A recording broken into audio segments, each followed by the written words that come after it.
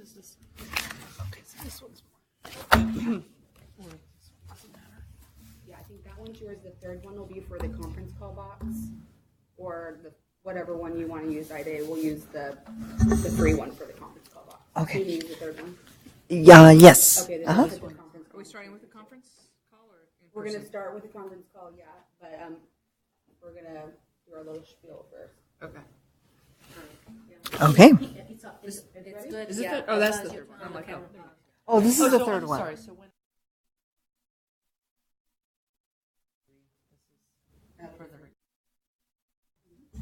And when we ask So- questions, we all talk into this one. No, you can turn yours on. Oh. They'll be able to hear it. Okay. Yeah, Oh, okay. because it'll be Okay. for the for in here. And we're interviewing them in the order that their applications are. in. Okay. Yep. On the list. We have no questions. Okay. Very simple people. Good afternoon. I'd like to call the February 6, 2019 Ad Hoc Committee meeting to order. Will the recording secretary please call roll? Johanna Hartwig. Present.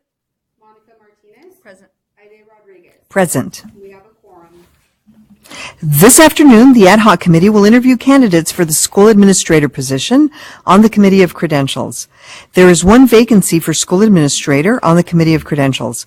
6 interviews will be conducted, 3 via teleconference and 3 in person. At the conclusion of the interview process, the Ad Hoc Committee will select an individual to recommend to the Commission for appointment of school administrator on the Committee of Credentials, and may also select individuals to recommend to the Commission to serve on the alternate pool as well. The Commission will take final action on Friday. Ms. Kendall, will you please brief the Ad Hoc Committee on the Committee of Credentials positions?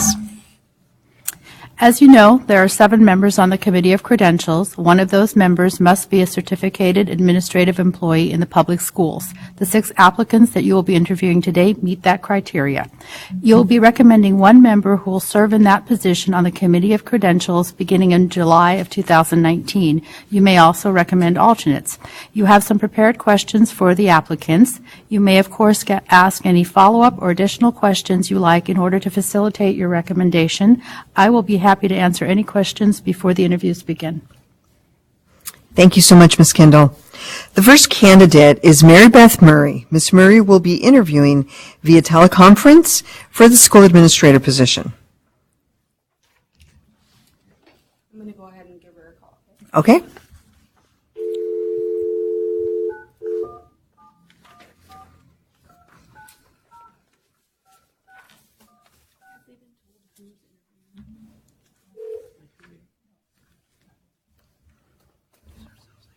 Uh-huh. Do you guys have an electronic version of this? Because you never want to read my handwriting. Of our notes? So just for you. Okay. Oh, okay. Okay. Like, yeah, I don't want to do that. Hello, Hi, this is Kristen with the Commission on Teacher Credentialing. Is this Mary Beth?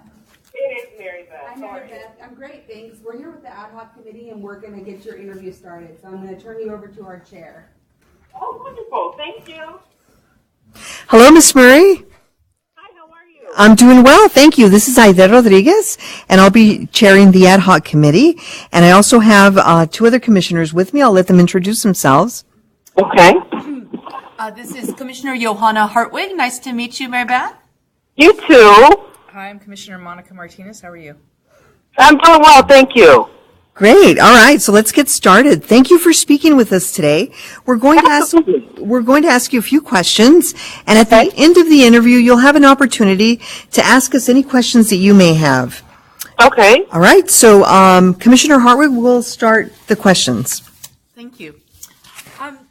So our first question is, are you currently working in a position in the public schools that requires you to hold a valid administrative services credential? I am currently serving in a position that requires that. I am working as an assistant principal in the Long Beach Unified School District, and I'm overseeing 2 elementary schools right now. Wonderful. I had one question from your application about your near-term career plans. It sounds like you may be interested in looking for faculty teaching positions, which sounds wonderful. Would that mean that you would be looking to shift away from an administrator position in the next year or two, or would that not affect your continuing to serve as an administrator? No, I think, working in the public school system, you get these, every year, it's like, okay, am I going to be at the same spot? What am I going to do? So I think that perhaps, at the time that I completed that might have been where I was at, but I currently I also work as, adjunct faculty at a university, so, that's my plan, to just stay in that role at the university level. Great. Thank you. So for our second question, the Committee of Credentials meets 3 full days per month with a 4th partial day for preparation. The committee reviews educator misconduct cases to determine whether to recommend discipline on the educator's license. Do you believe that you can make this time commitment and review this type of subject matter? I do believe I can make that time commitment. Before I filled out my application, I spoke with my deputy superintendent of elementary schools and told her that of my interest of it and asked if there would be a problem with me participating, and she had absolutely no problem with it.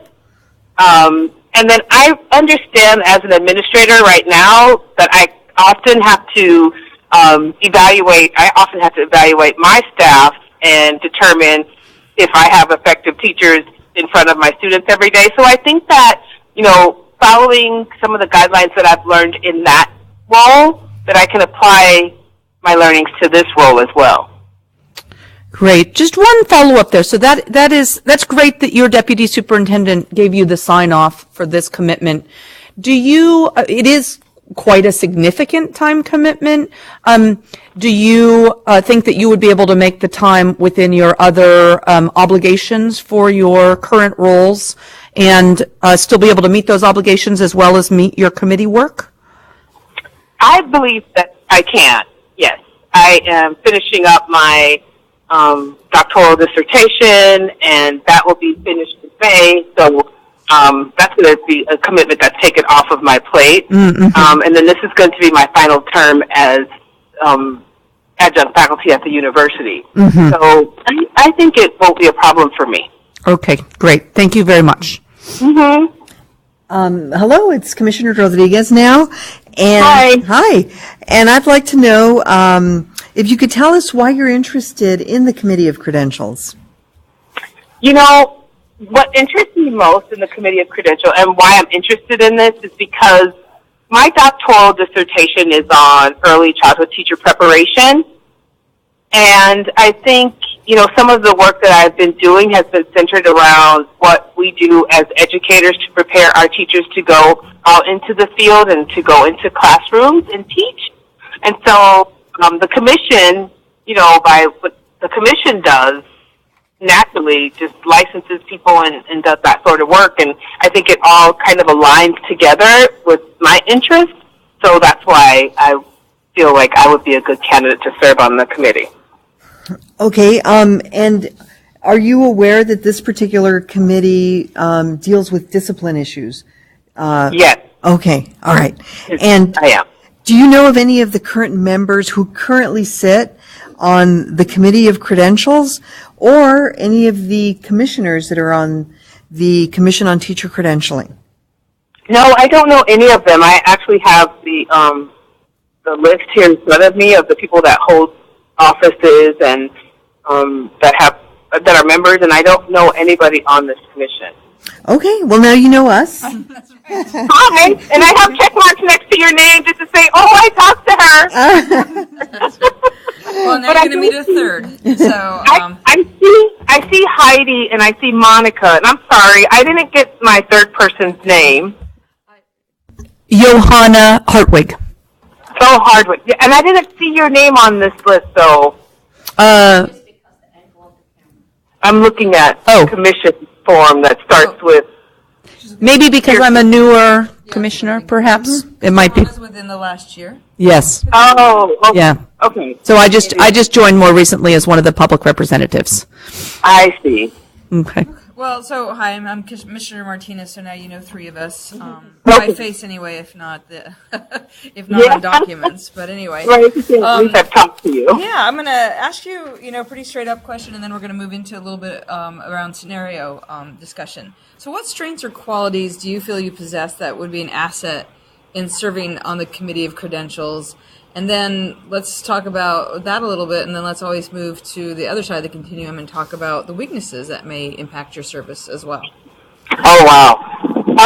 So, thinking about what are the things that are strengths for me that would help me in service there are my ability to communicate and engage effectively. I collaborate and I network with a lot of colleagues and stakeholders on a regular basis to effectively discuss, utilize resources and some of the expertise of the others around me. I work professionally within the ethical guidelines to improve my students' learning at my schools and to meet our district and state requirements. I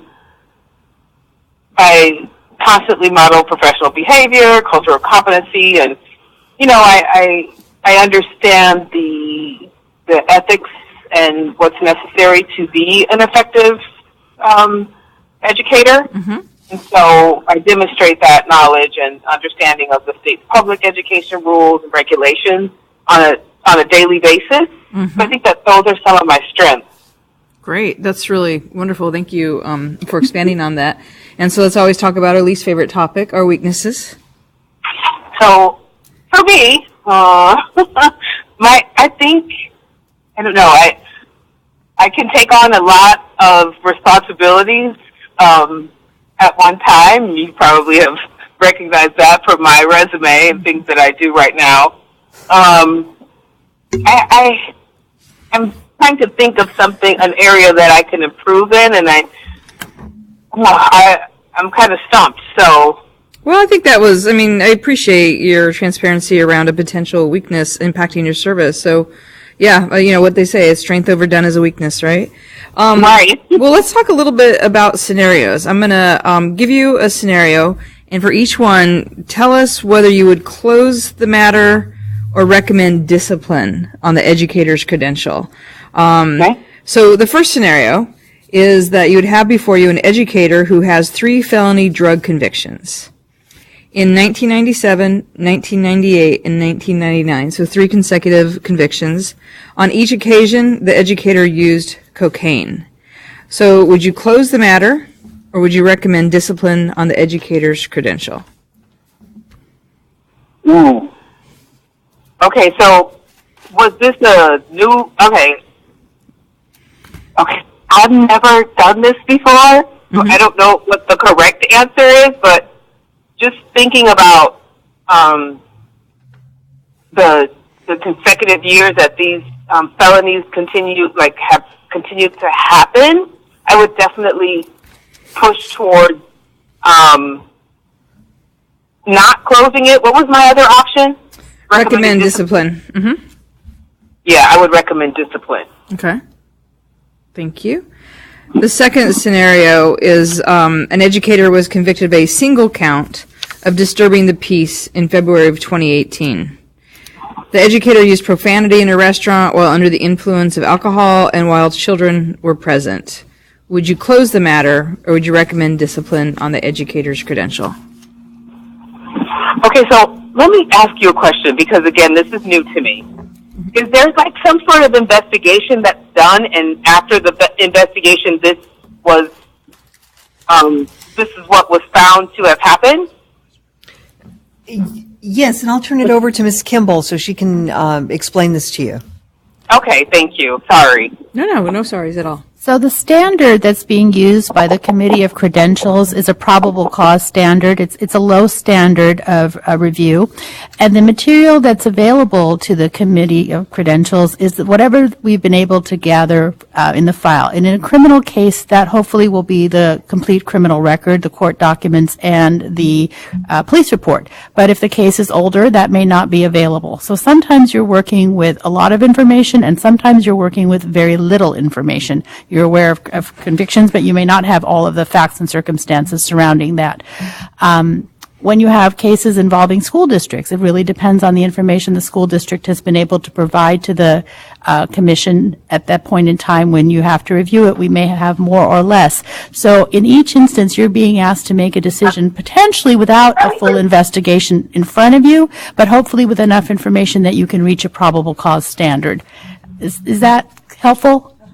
Okay. Were you able to hear all of that? Just a little, but I think I kind of have the gist of it. So can you repeat the question? Yep, absolutely. So an educator was convicted of a single count of disturbing the peace in February 2018. The educator used profanity in a restaurant while under the influence of alcohol and while children were present. Would you close the matter or recommend discipline on the educator's credential? I would close the matter. And I'm not sure if that's the correct answer, but sorry. You don't have to say sorry, and there's not a correct answer. It really is like your interpretation.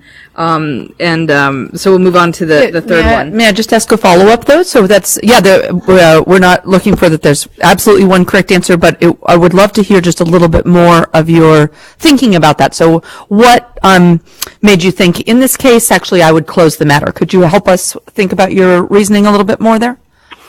So what you said was this happened in 2018, and it was for disturbing the peace, Correct.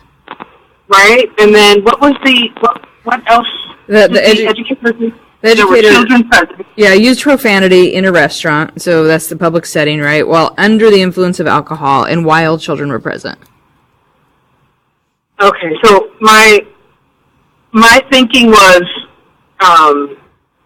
that while this is not the professional behavior that we would expect from an individual that is an educator or that has been licensed by the commission, I'm not sure that this is an infraction that's serious enough to warrant them being affected by discipline on their credential. I'm just not sure. I would definitely want to talk it through with others. Yeah. But No, I appreciate the elaboration and you sharing, what came behind that. So we'll move on to scenario number three, if you're ready for that. Mm-hmm. Okay. A male teacher appearing before the Committee of Credentials admits that he'd taken one of his minor female students to the mall and purchased clothing for her, as well as provided her transportation outside of school. The student disclosed sexual abuse at home, and the teacher encouraged her to seek therapy. Would you close the matter or recommend discipline on the educator's credential? Okay, so the male teacher took a underage student Correct. To the mall who, and purchased clothing for her. And then he provided her transportation, and in addition, he provided transportation outside of school. So during this time, at some point, the student disclosed sexual abuse at home, and the teacher encouraged her to seek therapy. I would not close the matter. What was my other option?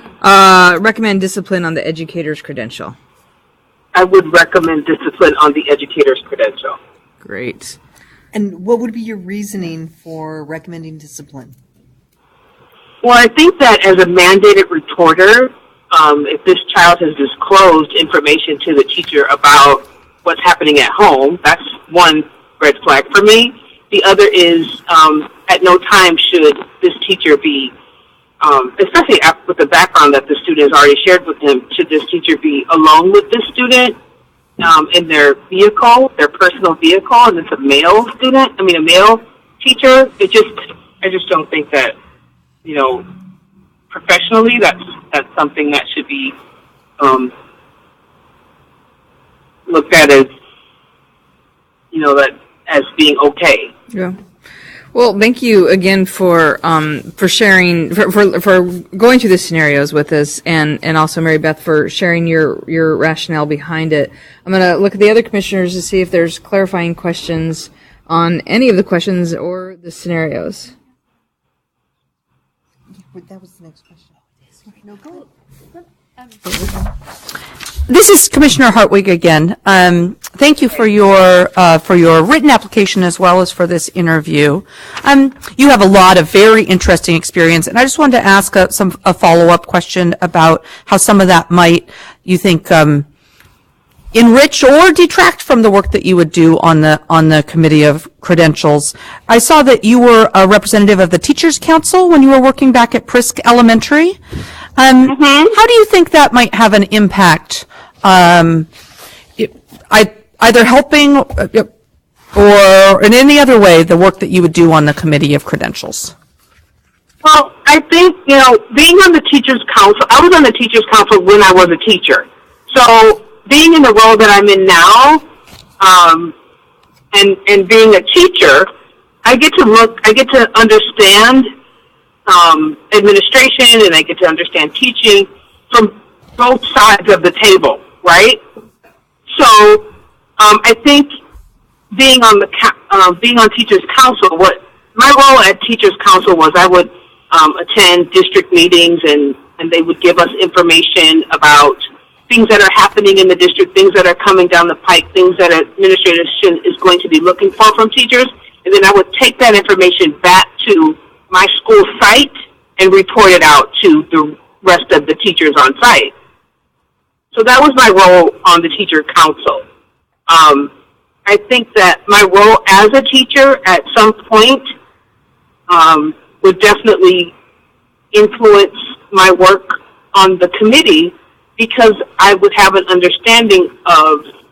possible understanding of teachers' thinking and their rationale for some of the things that they do, and in a good way and a bad way. Like, as a teacher, like, there's some things that you should just never be doing, and why don't you understand that? Or, that sort of thing. So I think it would benefit me to have the ability to understand from that lens as well as from my administrative lens. Great. Thank you. Mm-hmm. So, Ms. Murray, do you have any questions for the panel at this time? I don't. I guess I do have questions. I'm sorry. Do you meet monthly? Yes. Okay. The Committee on Credentials meets monthly, and it is a 4-day commitment here in Sacramento. One of the things that you would be doing is reading a lot, reading and processing information. Some of the cases as they come to the commission, and making determinations along with the other committee members and the attorneys that are here at the Commission on Teacher Credentialing. Okay. And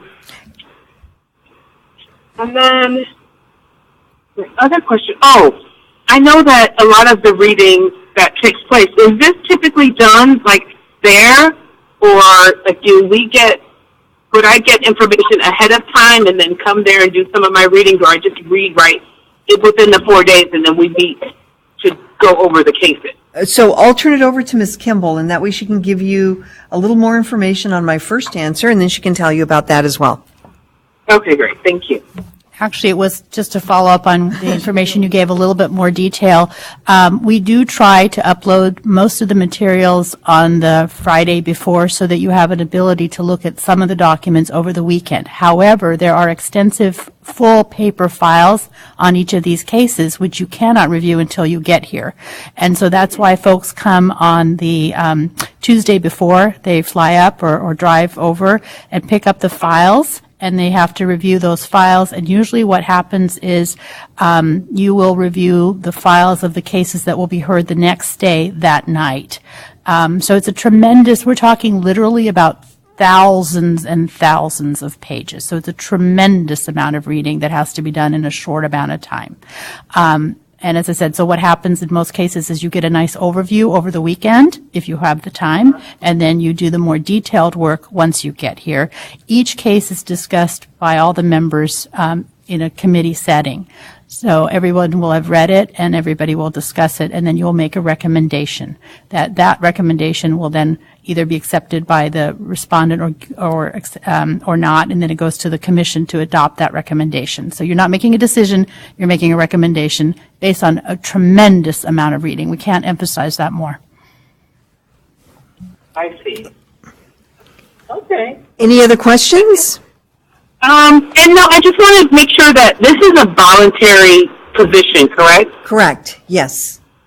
Okay. And while the CTC covers travel and hotel, there isn't a stipend, and your employer would cover the time that you're out.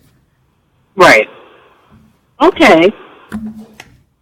All right. Well, those are all the questions I had at this point. I'm sure I'll get another 1,000 questions come to me after I hang up with you. Well, thank you so much for your time. And we will be making a decision today. And so then we're replacing 2 people who are actually stepping down in July, correct? Their term will end in June. So this position would start in July. And as soon as we make a decision, the staff will contact the people who were selected, and you'll know. So okay, sounds wonderful. Thank you so much, ladies. It was a pleasure talking with you. Hold on, just one second. Just to be totally clear, because this is the ad hoc committee, you'll be making a recommendation That's right. to the full commission. That's right. Will make their decision on Friday. Right. And then after that, the letter will go out. That's right. I forgot that part. So we're the ad hoc committee, and Okay. we'll make the recommendation on the people that we select after the interviews today to the full commission on Friday morning. And once, if they accept our recommendation, then staff will contact the people who were selected. I see. All right? Okay. Okay. And then I have one more question for you. Okay. So you said that 2 people were, their terms were ending. Is that the teacher representative and the administrative services, or is it the public representative? It's the administrative, that's why there are other teacher representative that's actually going to be coming up as well. In April, we're going to be doing the interviews for that. But right now, we're looking for the 2 administrative people, the 1 administrative person who's going to be stepping down. He's termed out.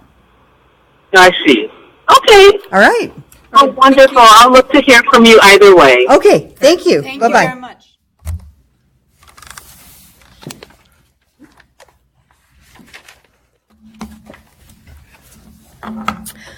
Okay. Next person, So do we discuss or we just move on? after we're done with all of them. Okay.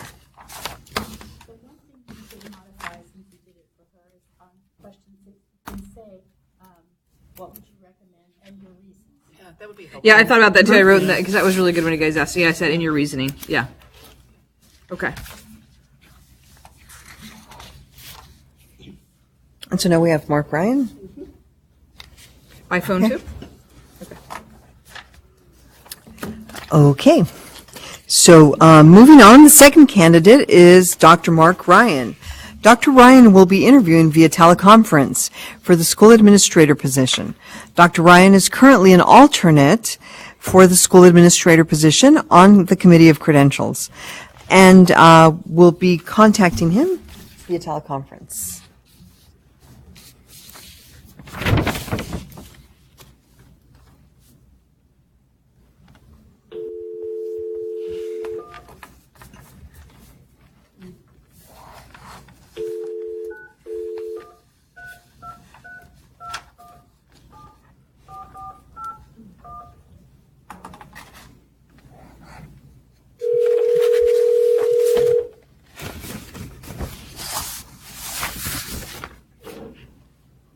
This is Mark Ryan. Hi, Mark. This is Kristen with the Commission on Teacher Credentialing. How are you? I'm good. How are you? Good. I'm here with the ad hoc committee, and I'm going to turn you over to our chair to get your interview started. Okay. Hello, Dr. Ryan. How are you? Good. Please call me Mark. Okay, all right, Mark. Thank you for speaking with us today. I'm Aida Rodriguez, a commissioner with the CTC, and we're going to ask you a few questions at the end of the interview. You'll have the opportunity to ask us any questions that you have. Sitting with me are two other commissioners, Commissioner Martinez and Commissioner Hartwig, and I'll let them introduce themselves to you. Say hello. Good afternoon, Mark. This is Johanna Hartwig. Nice to meet you. Good to meet you. Hi, this is Commissioner Martinez. Thank you so much for joining us today and your interest. Good to meet you. Thank you. So I'll turn it over to Commissioner Hartwig, and she has a few questions for you. Thank you. So the first question that we'd like to ask you is a question about your current position. And so are you currently working in a position in the public schools that requires you to hold a valid administrative services credential? Yes, I mean, I'm working as the superintendent of a public charter military academy in Los Angeles. I suppose legally the charter schools don't have to have a certified administrator, so I don't know if that's a legal requirement or not, but certainly I do hold that credential and have been in an administrative position in charter schools now for the last 15 or so years. Great. And just for my understanding, is superintendent of that charter school, is that sort of equivalent of a principal in a different school, or does it have a different role? Okay. Yes. So in a military academy, there's an academic head of the school that's called a principal. There's a military head of the school, and then there's a superintendent to whom both of those people report. So military academies in both public and private around the United States use the title superintendent for that reason. Thank you. I appreciate that. And so just to check, since you are applying for the school administrator position, do you have any plans in the near term or medium term to be leaving an administrative position, or do you plan to continue to serve in that capacity? I plan to continue to serve, yes. Great. Okay, the second question that we have is about the commitment for this committee. So the Committee of Credentials meets 3 full days per month with a 4th partial day for preparation. And these meetings are held here in Sacramento. The committee reviews educator misconduct cases to determine whether to recommend discipline on the educator's license. Do you believe you can make this time commitment and review this type of subject matter? Yes. And can you just tell me a little bit more about being able to make, because this is a very significant time commitment, and it sounds like you probably have a job that's pretty busy. Do you feel confident that you'd be able to keep up your responsibilities at the Institute as well as the work for the committee? I do. I guess it's probably Lucille Ball that I think said something like, if you want something done, ask a busy person. And I'm certainly I certainly fit the definition of busy, but I'm somebody that is certainly willing to do whatever it takes to try to accomplish a task, and this is a task that I think needs to be done and needs to be done well. So I'm certainly willing to make that kind of a sacrifice. Great. And just to follow up on that last thing that you said about needs to be done and needs to be done well, that goes to the second part of my question, which is, do you think that you can review this type of subject matter? Can you tell us a little bit more about what you're saying about it needs to be done and needs to be done well, and how you feel confident about being able to handle discipline cases? Well, certainly in more than 20 years of being in school administration, I've had my fair share of discipline issues relating to staff. It's just the nature of the nature of the beast, unfortunately, and I think that although not everybody that I've been involved with discipline cases would necessarily agree with me, I think I I've tried to handle things with a sense of justice and fairness and good judgment and decisiveness and tact and I think I bring those characteristics to the conversation. I think ultimately, I think the objective in all of this is to do what's in the best interest of students. And if sometimes employees do things that are wrong and need some form of discipline, which is something short of dismissal or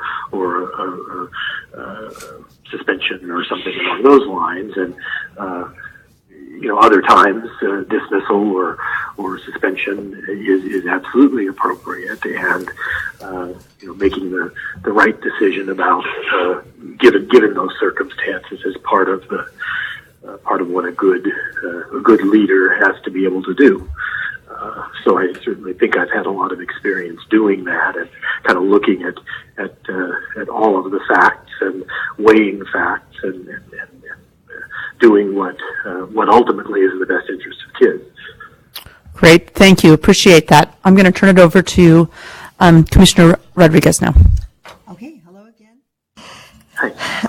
Could you please tell us why you're interested in serving on the Committee of Credentials? Well, I guess my official answer is I'm not. I don't mean that to be disrespectful or anything, but I'm willing to serve if there's if there's a need, and if you feel like my skill set is something that you need, then I'm absolutely willing to do it.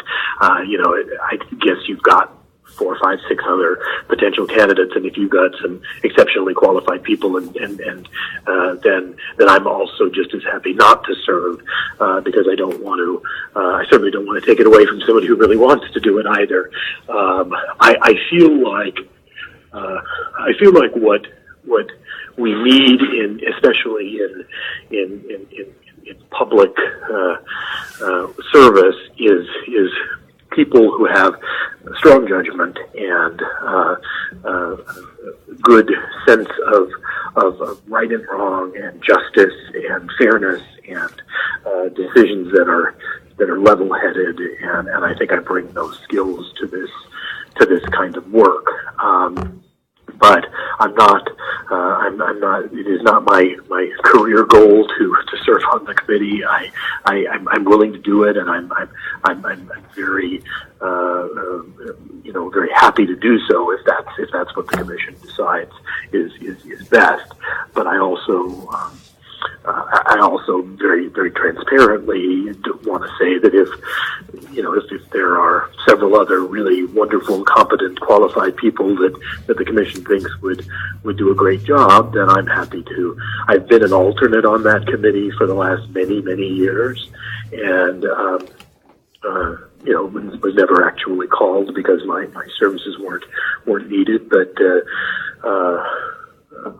so I don't want that to come across the wrong way, but I guess I'm trying to just convey that I'm willing to serve, but I'm not dying to do so, and I'm not and I don't want anybody to think that I don't want that to be perceived inappropriately, but that's my take on it.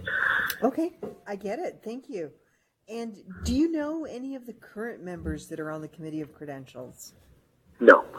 What about, do you know any of the commissioners on the Commission on Teaching Credentialing?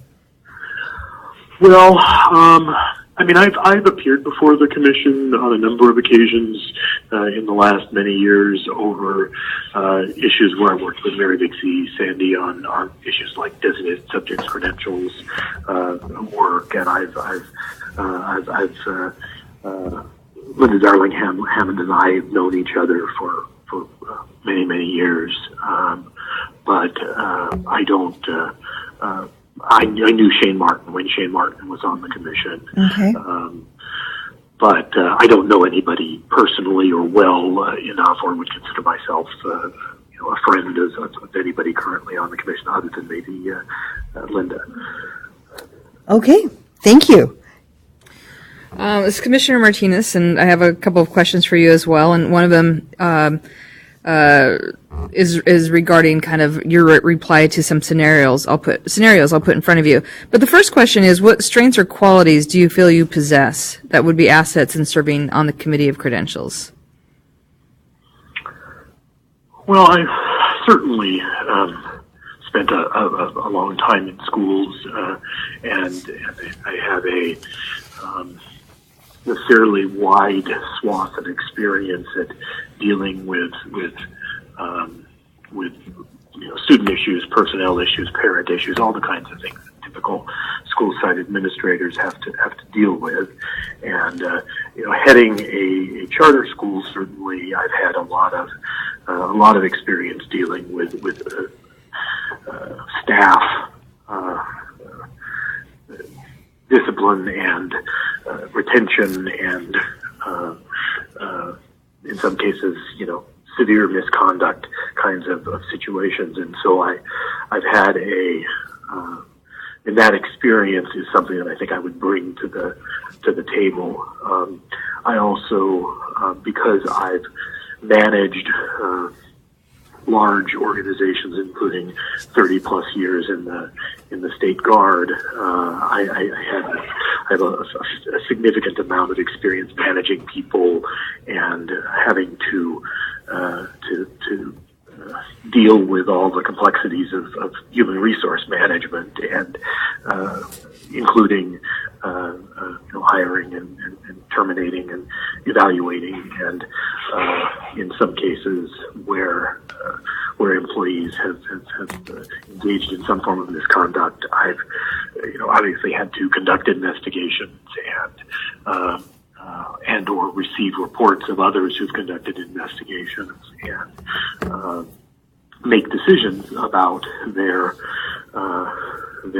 future or lack thereof in employment at a school where I was head. So I think I bring that experience to the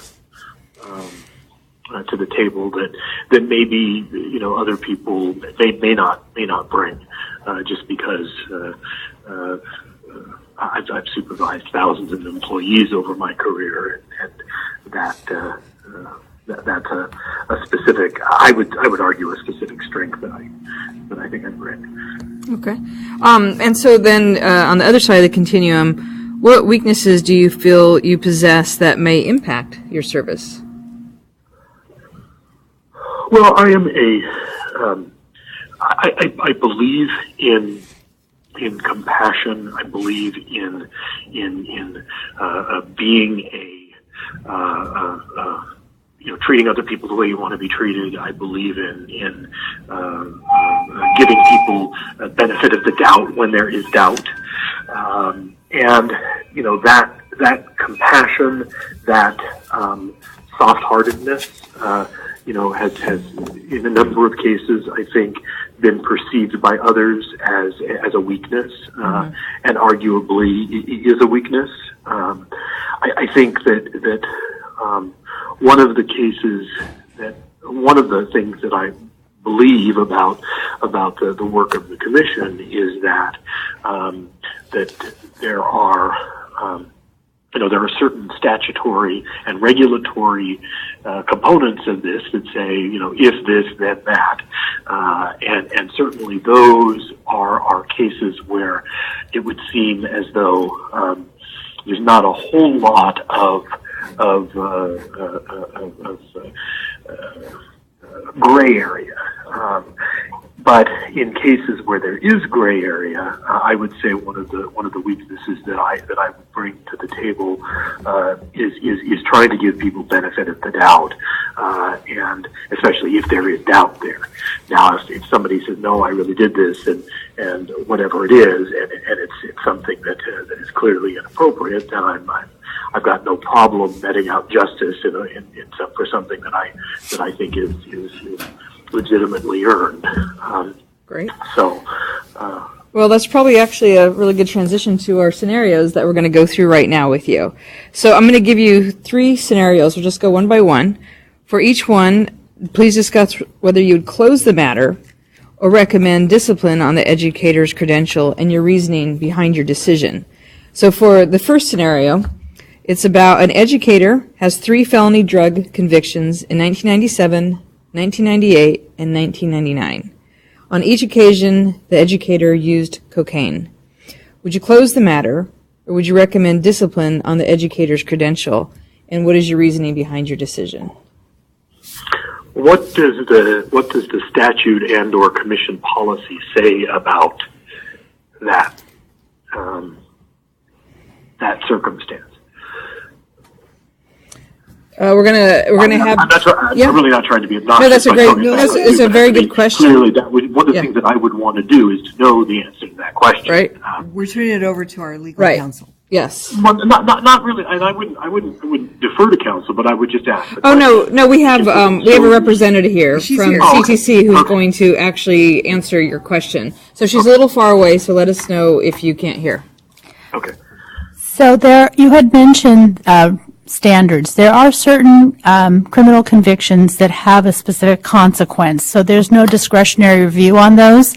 But in these cases that you're being asked to evaluate, there is no right answer. There is no, this is what happens in this circumstance. In this case, because the drug charges are from some time ago, they are no longer considered mandatory offenses.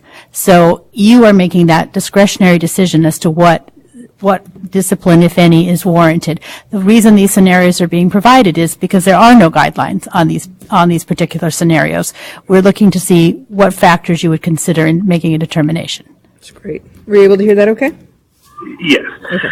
So I guess my next question would then be, what has this person said in terms of, have they, do they have evidence that they went through some form of rehab? Is there evidence that they've been clean for this entire time frame? If there is, my gut is telling me that I would be inclined to have some form of well, let me ask another question. Is this person applying for a new credential, or are they trying to restore an old credential, or is this an initial application for a credential? The scenario doesn't specifically address that. It's actually one of the things we're looking for is whether you recognize those particular factors and how they would impact your decision. So the fact that you've asked that question is actually the key. Were you able to hear okay? Yeah, it's a little hard to hear, but okay. Yeah, I think I got it. Okay. So would you close the matter or recommend discipline on the educator's credential and the reasoning behind that? I would recommend at least some form of further review of potential discipline. Either that, whether that's discussed further on our part as a committee, or if there is some other entity that that reviews it. But I would certainly be inclined for there to be some consequence. Without other information, I would be inclined to have some form of discipline. Okay, so just to be really clear, so you would recommend discipline on the educator's credential, the two choices. Close the matter or recommend discipline on the educator's credential? I would recommend discipline. Okay, great. So we're going to move on to 2 more scenarios. So the second one is that an educator was convicted of a single count of disturbing the peace in February of 2018. The educator used profanity in a restaurant while under the influence of alcohol and while children were present. Would you close the matter or recommend discipline on the educator's credentialing, and please provide us with your reasoning? I would recommend some form of discipline. It's clearly public behavior, and it's illegal and it's inappropriate, and there would need to be some, whether it's a reproval or some form of discipline would seem appropriate. Okay. And then the last scenario, a male teacher appearing before the Committee of Credentials admits that he had taken one of his minor female students to the mall and purchased clothing for her, as well as provided her transportation outside of school. The student disclosed sexual abuse at home, and the teacher encouraged her to seek therapy. Would you close the matter or recommend discipline on the educator's credential, and what would your reasoning be? Well, did the teacher, as a mandated reporter, did the teacher report to Child Protective Services? Is that part of the? Do we know that? We don't know that. In this scenario, it just says the teacher encouraged her to seek therapy. I would think that some form of discipline is appropriate, just from the standpoint that we would want to make sure that we would at least want to get more information about things like did this educator file a suspected child abuse report, and certainly the behavior gives rise to public perception that could be very inappropriate. And so, while the acts in and of themselves may not have been illegal, there's certainly a borderline situation. So, I would certainly encourage some further investigation, and I guess if I have to come down on one or the other of the sides, I would say some form of discipline is appropriate, especially if it turns out he did not file a suspected child abuse report. Okay, so recommend discipline on the educator's credential. Okay, all right, I'm going to turn it back over to Commissioner Rodriguez. Okay. All right, so thank you so much for your time, Mark. At this time, do you have any questions for the panel? I guess not directly. I guess what happens at this point is you all make a recommendation to the full commission, and does that get acted on at the commission meetings that are happening these couple days? Correct. On Friday, we will make a recommendation, and then when that happens, staff will contact the person selected and the alternates to let them know. And do you have any questions about what the responsibilities entail? Do you know when you would be starting if you're selected? I don't know when I would be starting. I'm assuming that it would be fairly quickly. July. So the committee member who's stepping down will be stepping down in June, and he is his term has ended.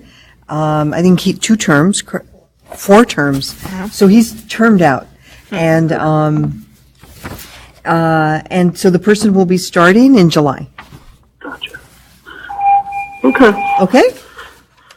Great. Thank you so much for your time. You're very welcome. You all take care. Okay. All right, bye-bye. Bye-bye. Okay.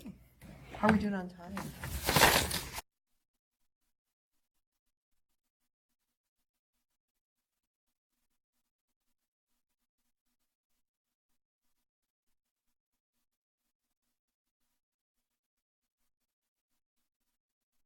And he's also conference call, correct? Okay, so the third candidate is Richard Lopez. Mr. Lopez will be interviewing via teleconference for the school administrator position. Mr. Lopez is currently an alternate for the school administrator position on the Committee of Credentials.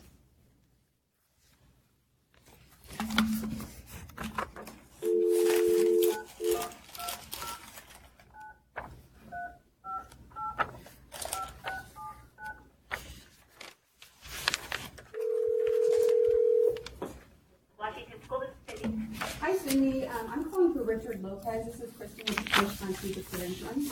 Oh, okay. 1 second, Kristen. Okay.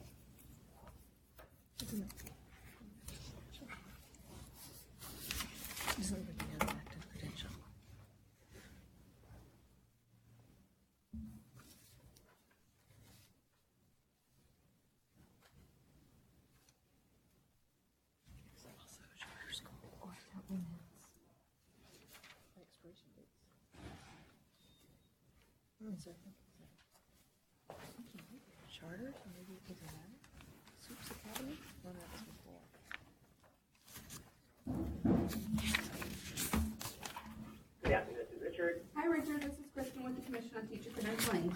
Hi, Kristen. How are you doing today? I'm good, thank you. I'm here with the ad hoc committee, and I'm going to pass you over to our chair to get your interview started. Can we check if he has a clear admin credential? Yes. Okay. Hello, Mr. Lopez. How are you? All righty, thank you very much. And who do I have the privilege to be speaking with? This is Aide Rodriguez. I'm one of the commissioners on the CTC, and I'm accompanied by two other commissioners, and I'll let them introduce themselves. Perfect, thank you. Hi, this is Johanna Hartwig. I'm one of the other commissioners. Nice to meet you. Thank you, likewise. Hi, this is Monica Martinez, one of the commissioners as well, and appreciate your time today. Thank you also. Okay, so Mr. Lopez, we're going to ask you a few questions, and at the end of the interview, you'll have an opportunity to ask any questions that you may have of the committee or what the assignment entails. Okay? Thank you. All right, I'll turn it over to Commissioner Hartwig. Good afternoon again.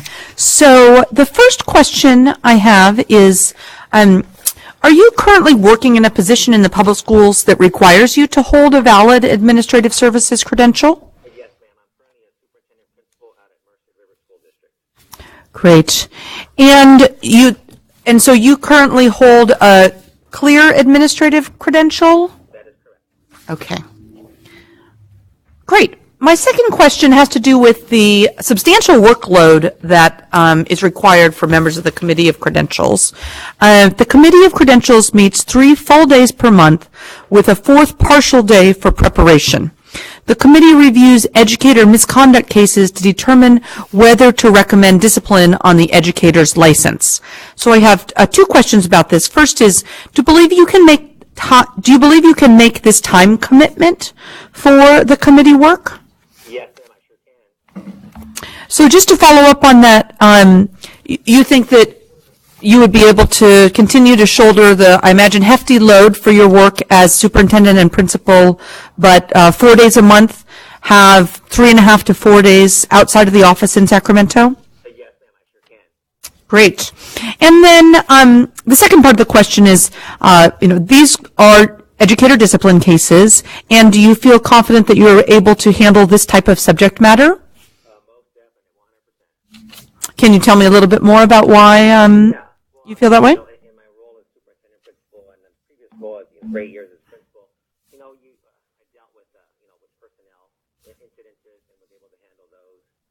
We all know how how complex some of these items can be, but at the end of the day, you're hoping to make the right decision based on the evidence you have in front of you. I also serve as I'm currently serving as a trustee for a high school district here, and so monthly we are going over personnel concerns also with our human resources department, obviously in closed session as to what's happening there. Great. Thank you very much. I'm going to turn it over to Commissioner Rodriguez. Thank you. All right. Please tell us why you're interested in serving on the Committee of Credentials. It's one of those things just to get additional insight, both professionally and also at the personal level, as to when these incidents or these cases come before the commission, is how that decision is based on obviously the evidence that comes, and then the group working together and coming down to a consensus, and also just learning from the process itself if I can improve the process, for my position currently now and somewhere down the road to be able to, build on that level of expertise. Okay, and do you know any of the current members who sit on the Committee of Credentials? I do not. I know that the superintendent from Planada, Jose Gonzalez, serves on one of them, but I don't think it's this one. I think it's another one. So right, on the CTC. He's a commissioner with the Commission on Teacher Credentialing. Gotcha. Yes, okay. So that, you just answered my second question. Okay. All right. I will pass it on to Commissioner Martinez. Okay, thank you. Well, can you tell us a little bit about the strengths or qualities you feel you possess that would be assets in serving on the Committee of Credentials? Yeah, it's, well, like I said, I've served 8 years as a principal and oversaw, 50 employees at the elementary level. And we all know that at that capacity, you're dealing with various situations, whether you're talking about some minimal, some obviously very serious, especially when they're involving kids, some when they're involving, just evaluation and teaching practices, and then some as minor as, teachers and staff coming in on time, and, those things that they may not be as serious in nature, but, there are still situations that need to be addressed. And And then obviously, once again, and then in my capacity as superintendent principal, although I've got, 22 staff members, those issues still arise, concerns still are here to be addressed, and and then serving at the high school level as a trustee, overseeing, over 1,000 employees, and then having to have those discussions with our human resource personnel that we all have, and we have the evidence in front of us that they are making the best decision, for the betterment of our district, and things that I apply, learning from them to apply from that large of a district to one as small as mine, and still be able to make a sound judgment as to what the best decision is going to be for the employee and for the district. Great. Yeah, thank you for that. And then on the other side of the continuum, what weaknesses do you feel you have that might impact your service?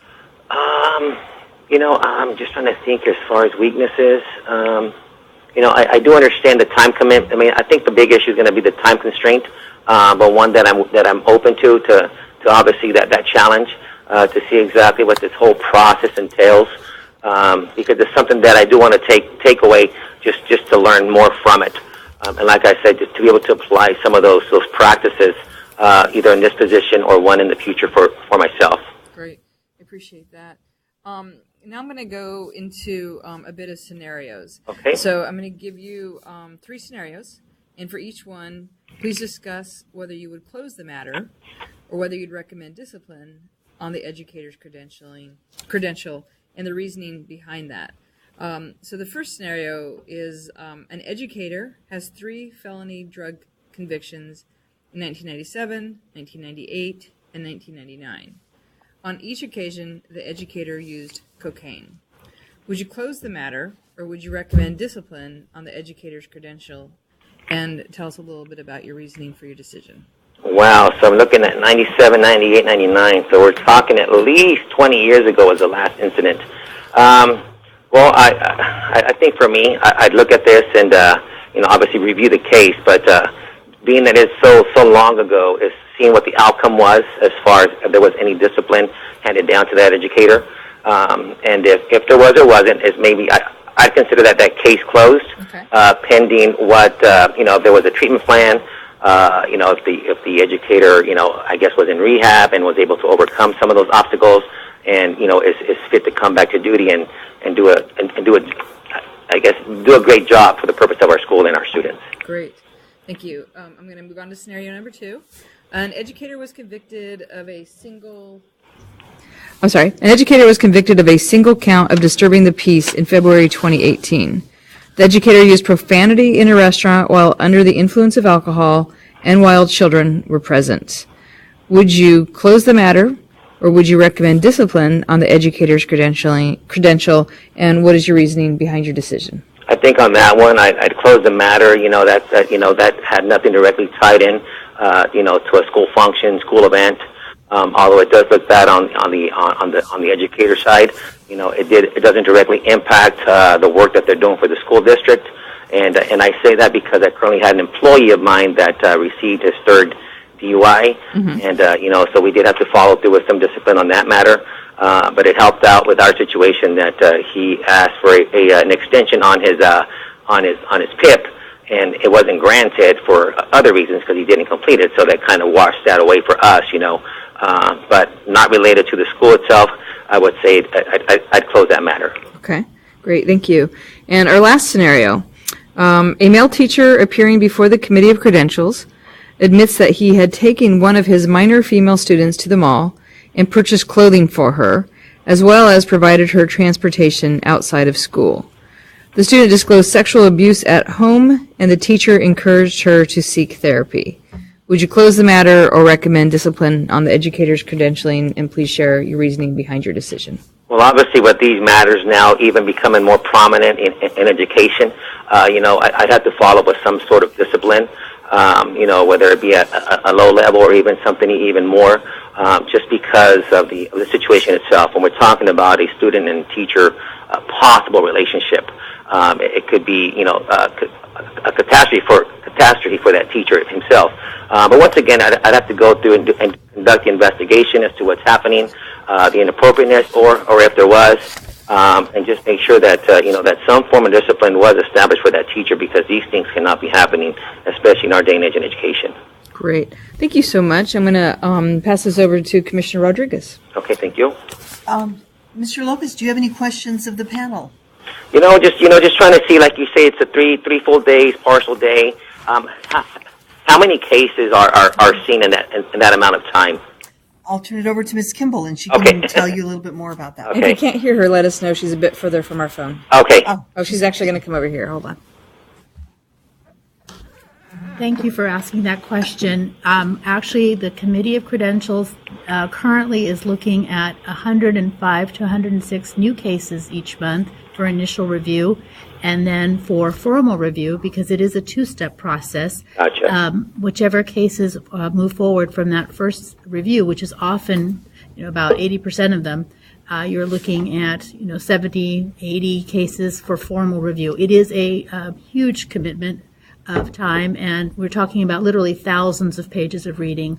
You have an opportunity over the weekend to review some of the materials that we're able to upload, but the actual physical files that have to be reviewed by the members are not available to you until that Tuesday. So there is a huge amount of work that's done on the Tuesday that you come up that evening, and the way that I've noticed that most of the members work is they go over the cases that they will be looking at the next day at night.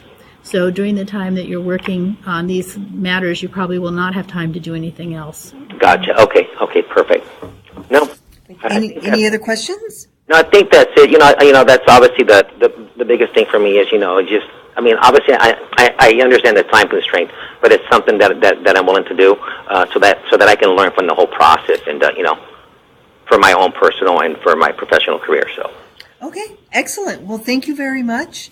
And we'll be in touch after Friday. Okay, I appreciate your time. Thank you, ladies. Have a wonderful day. So actually, the staff will be in touch with you. We're commissioners. We'll be making our recommendation on Friday morning. Okay. And then Friday, after we make our recommendation, staff members will contact all the candidates and let them know where they placed, if they were selected or alternates. Okay. I appreciate your time. Thank you very much. Thank you so much. Thank you. Bye-bye. Bye-bye. Yeah. Well, that's the big thing, right? It's increased. So our next year appearances, right? You guys, If we have a question about, I have a question that I just want to be able to ask before we do our discussion together. Should I ask you just right now? Well, one of the things that we're supposed to be considering is a total membership that's broadly represented with respect to gender, ethnic and cultural background, and geographical area of residence. I think I've been able to figure out the geographical areas and the gender, but are you able to share with us anything about the current makeup in terms of ethnic and cultural background? Currently, we have some diversity, but we're always looking for more diversity. So, but of course, we are doing some of this colorblind, so we can't necessarily know what the ethnic and background of these folks are. As I said, we are always looking for a little bit more diversity on the Committee of Credentials. Right now, we have a member who would be probably classified as Asian American, and we have a member,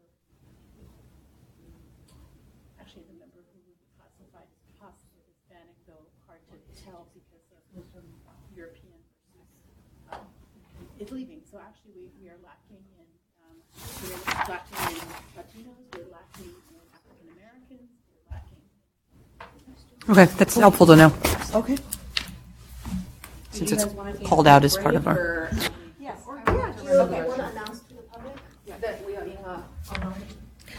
We are taking a 7-minute break, and we will be back with in-person interviews. This is a public. We will not take the camera with us.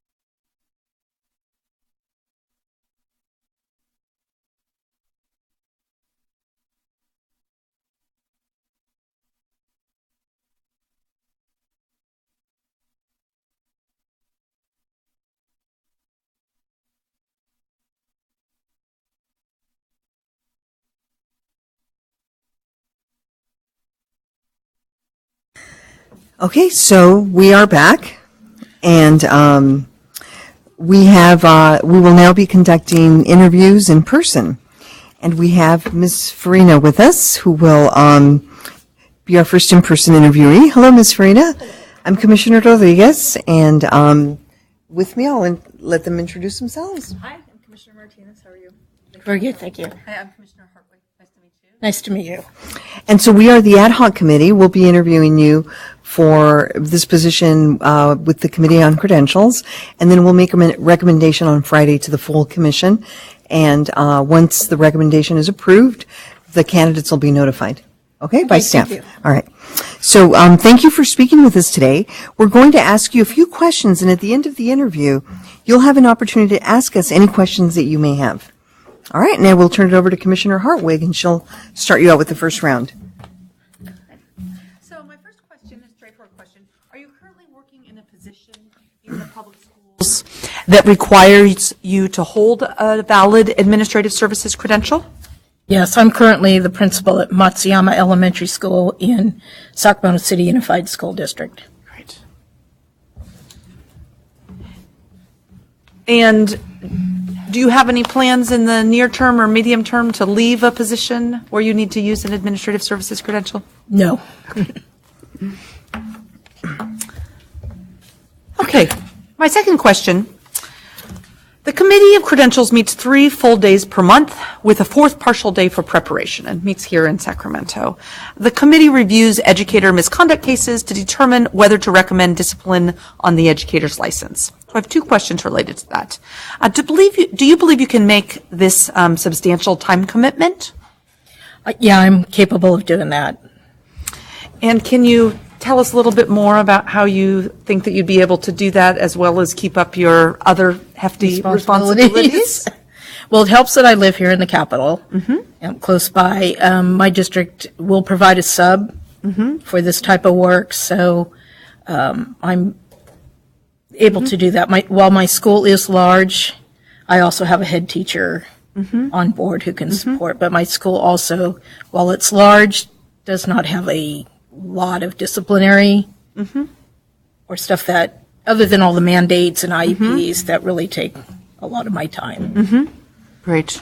And then the second question has to do with whether you feel confident about being able to review this type of subject matter, educator discipline cases. Yep, I am capable of doing that. I pretty much have a pretty strong passion about the integrity of this profession, and unfortunately, I've had to make some of those decisions in my position as an administrator, and I just think it's important that our kids have access to the best, so I'm able to do that. And I apologize for my voice. I have a cough thing going on, so. No problem. If you need some water, just let us Thank you. So, Ms. Farina, could you tell us why you're interested in serving on the Committee of Credentials? Well, it intrigues me. I'm service-oriented, and like I said, I have a strong moral compass about student safety and good educational practices and the integrity of the profession, and also due process for credential holders. I feel giving back is a big part of who I am, so it's an opportunity for me to give back to this profession that has been very good to me. All right. And do you know any of the members on the Committee of Credentials? I don't think No? so, no. What, other than the 3 of us, do you know any other commissioners on the CTC? No. No? Okay. I know someone that works here, but not on the On the CTC. Okay. All right. Thank you. Thank you again for coming in today. Tell us a little bit about what strengths or qualities you feel you possess that would be an asset in serving on the Committee of Credentials. So my superintendent said something to me the other day that kind of resonated. He said I don't speak too much, but when I do, people listen. So I think that I listen and watch more than I speak. So I may be quiet in that way, but I'm thinking all the time. I'm able to look at big picture, small picture, long term, short term. I have a good sense of humor. I'm very flexible. And while I can be firm and hold my own, I also value other perspectives and willing to listen to that. Thank you so much.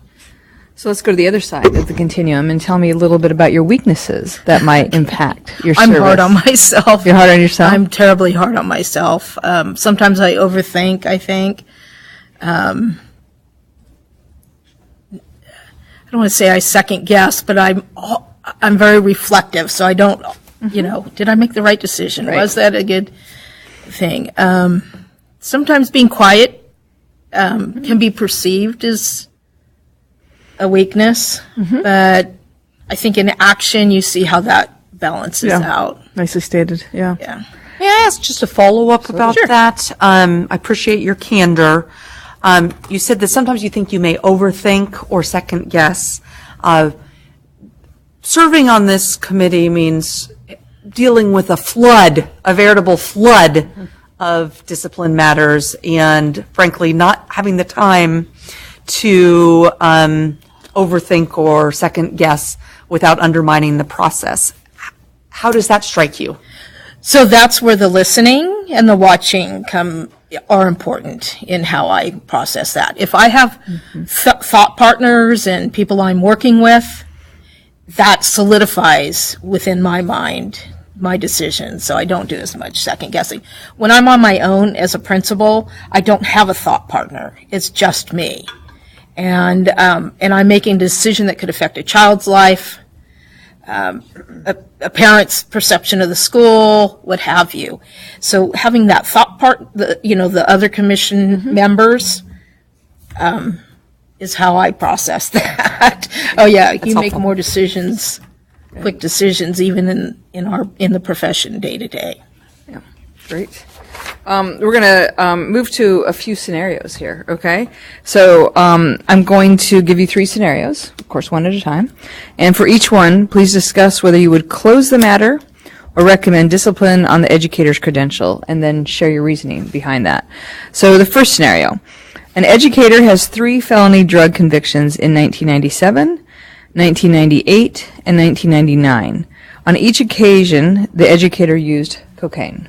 Would you close the matter or recommend discipline on the educator's credential? So I'd recommend discipline. Number one, it's one of the mandate suspend the narcotics. It's close to children and education, and it's occurred in quick succession. Great. Thank you. Okay, we'll go to scenario 2. Educator was convicted of a single count of disturbing the peace in February 2018. The educator used profanity in a restaurant while under the influence of alcohol and while children were present. Would you close the matter or recommend discipline on the educator's credential? And of course, share a little bit about the reasoning behind your decision. So I'd recommend you had a conviction. There were children. But I'd like to hear input. I think there's more information missing. It didn't happen at work, but I also feel that educators are held to a higher standard of behavioral expectations. So while I'd go that route, I think because I need more information to make my decision, I'd recommend moving. Okay, great. Thank you so much. So the last scenario, a male teacher appearing before the Committee of Credentials admits that he is taking one of his minor female students to the mall and purchased clothing for her as well as provided her transportation outside of school. The student disclosed sexual abuse at home, and the teacher encouraged her to seek therapy. So would you close the matter or recommend discipline on the educator's credentialing, and share a little bit about your reasoning for that? Sounds like a teacher I had. I'd move forward. Is there parental permission to take that child out? When is it happening? On the weekends, school days? Again, it's just, yes, while his intentions might have been well-intended, encouraging her to seek support, I think as a as a mandated reporter, he needed to be reporting, not just encouraging. So I think there's just some over the line enough that I'd want to investigate more. Okay, recommend discipline on the education. Okay. All right. Well, thank you for indulging us with the scenarios, and I'm going to hand it back over to Commissioner Rodriguez. Okay. So, do you have any questions of us? Well, you answered the one question about when will a decision be made. I really don't. I mean, having gone through this, my last one, I studied all the pages, all 133 pages, and everyone laughed at me and said, you have legal counsel to provide you all that support. Because my question had to do with all the laws that cover credentialing and not having a law degree, but that got answered. So. Fantastic. Great. Well, if you don't have any other questions, you're free to go and wait to hear from our staff either Friday or next week. Okay, thank you. Thank you very much. Thank you for coming in. Thank you.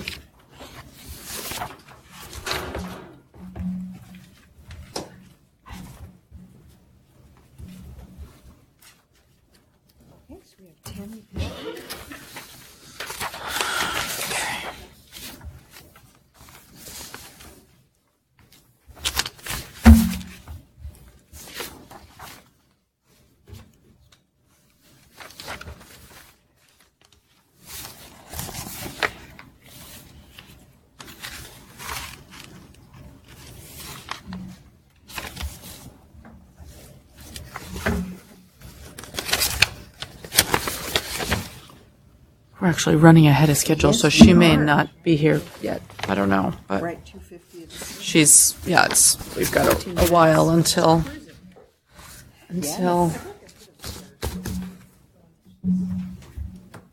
What's the name of it?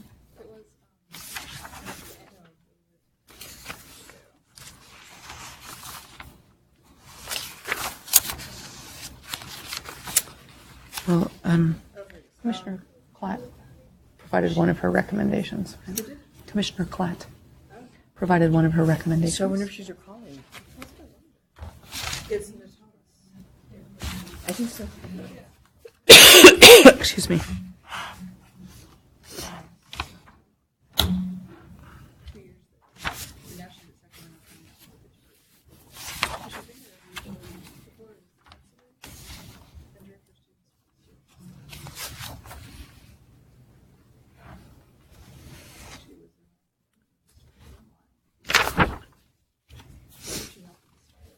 Oh, she's here. Okay.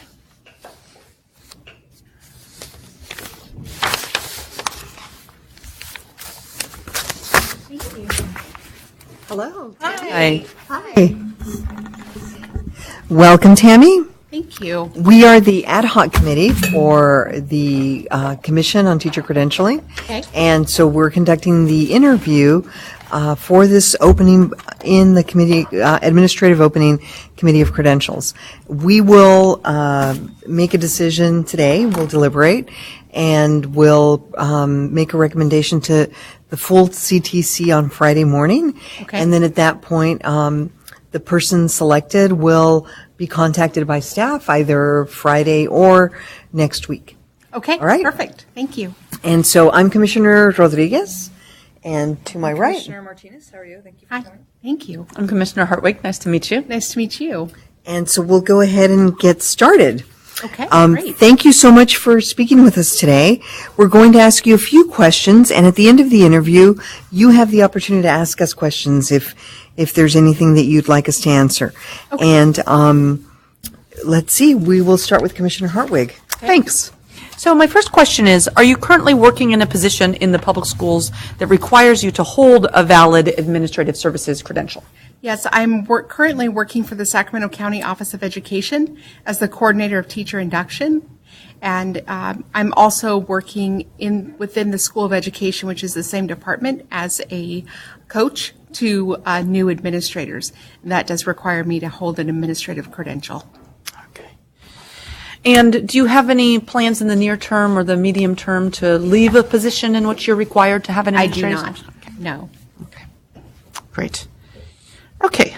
So my second question is, the Committee of Credentials meets 3 full days per month with a 4th partial day for preparation, meeting here in Sacramento. The committee reviews educator misconduct cases to determine whether to recommend discipline on the educator's license. So I have 2 questions about this. Okay. Do you believe you can make this substantial time commitment to the committee? Yes, so I've done some substantial research on the Committee of Credentials to ensure that I would be able to commit fully because this is a very serious obligation and important work. So, and I have worked with our department on the time commitment, and they're fully supportive of me representing the county office on this important committee. So yes, Great. I can do that. Great.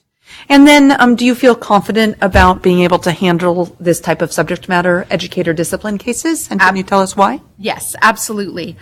So the first 18 years of my administrative career was spent in large part doing this kind of work, both with student cases, dealing with due process protocols, investigations, collecting evidence, weighing evidence, and also on the human resources side.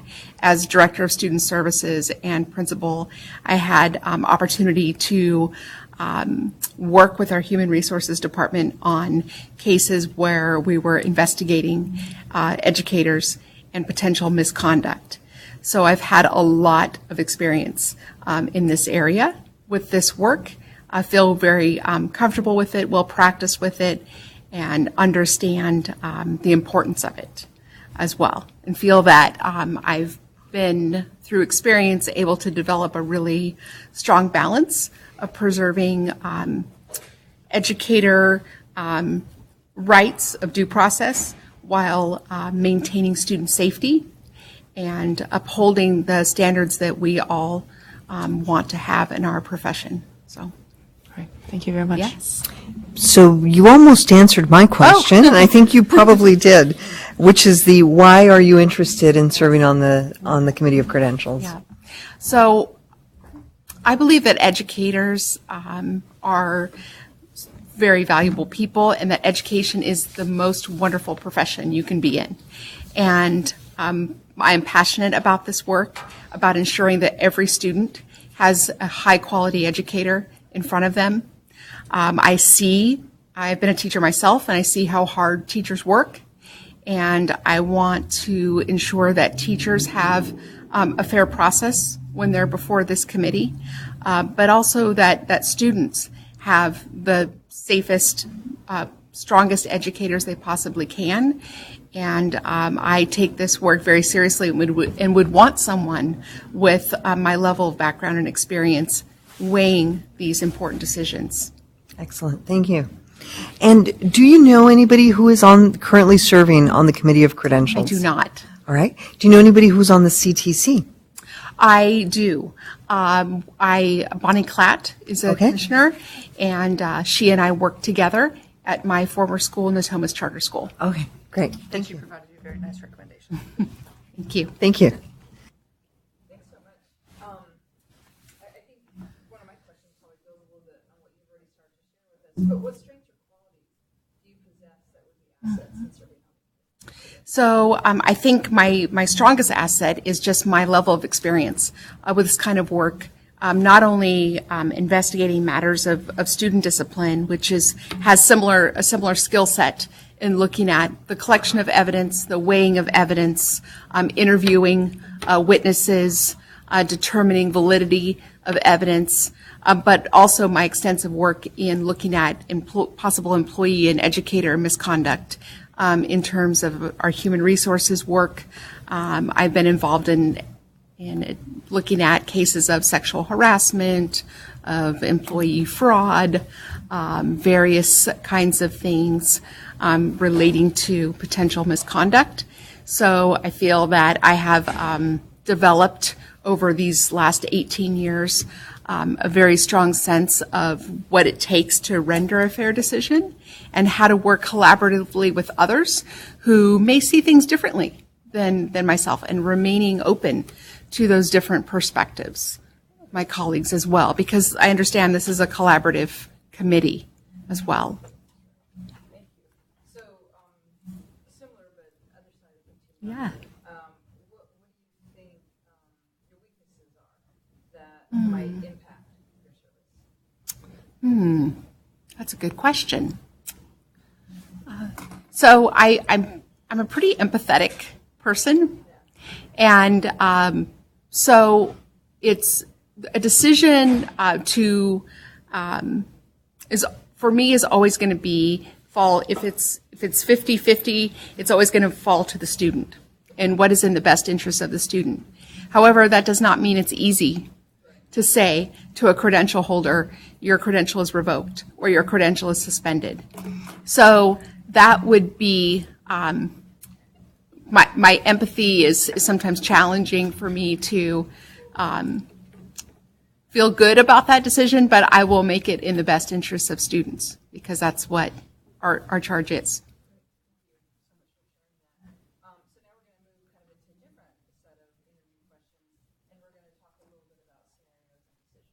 Okay. So I'm going to give you 3 scenarios, and for each scenario, discuss whether you would close the matter or recommend discipline on the educator's credential, and then a little bit of reasoning about your decision, right? Perfect. So the first one is an educator has 3 felony drug convictions in 1997, 1998, and 1999. On each occasion, the educator used cocaine. So would you Okay. close the matter, or would you recommend discipline on the educator's credential and Okay. So is this just coming to the committee's attention now? Okay, because that would make a difference, right? The recency require a component of it, which is one of the pieces that is part of the Committee of Credentials work, is judging the recency of the action, right? So that would make a difference as to when this is coming before the commission. If it was coming before the Committee of Credentials now, that would have an impact, right? If the educator has sought treatment, has had a blemish-free record since 1999. So for the last 20 years, there's not been any incident at all. I would want to, if that were the case, I would want to see not only that, but what is the credential holder doing to maintain their sobriety, their what's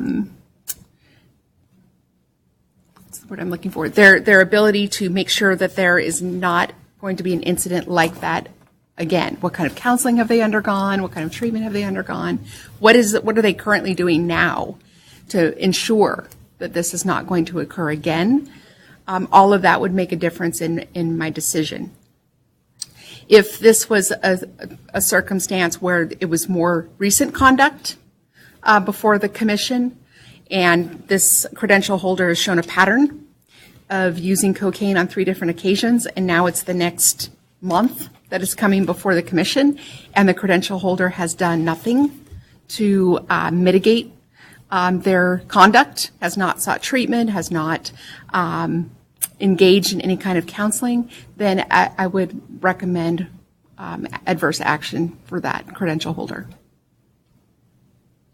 Do we need to make a decision one or the other since we don't have a lot of that? Because the choices are like close the matter or recommend. Yes. So assuming that this is, recent conduct, I'm going to go to the side of adverse action because we have to protect the student. Thank you, and thank you for sharing the reasoning Yeah. what would go into your decision making. All right, so scenario number 2. An educator was convicted of a single count of disturbing the peace in February of 2018. The educator used profanity in the restaurant while under the influence of alcohol and allowed children present.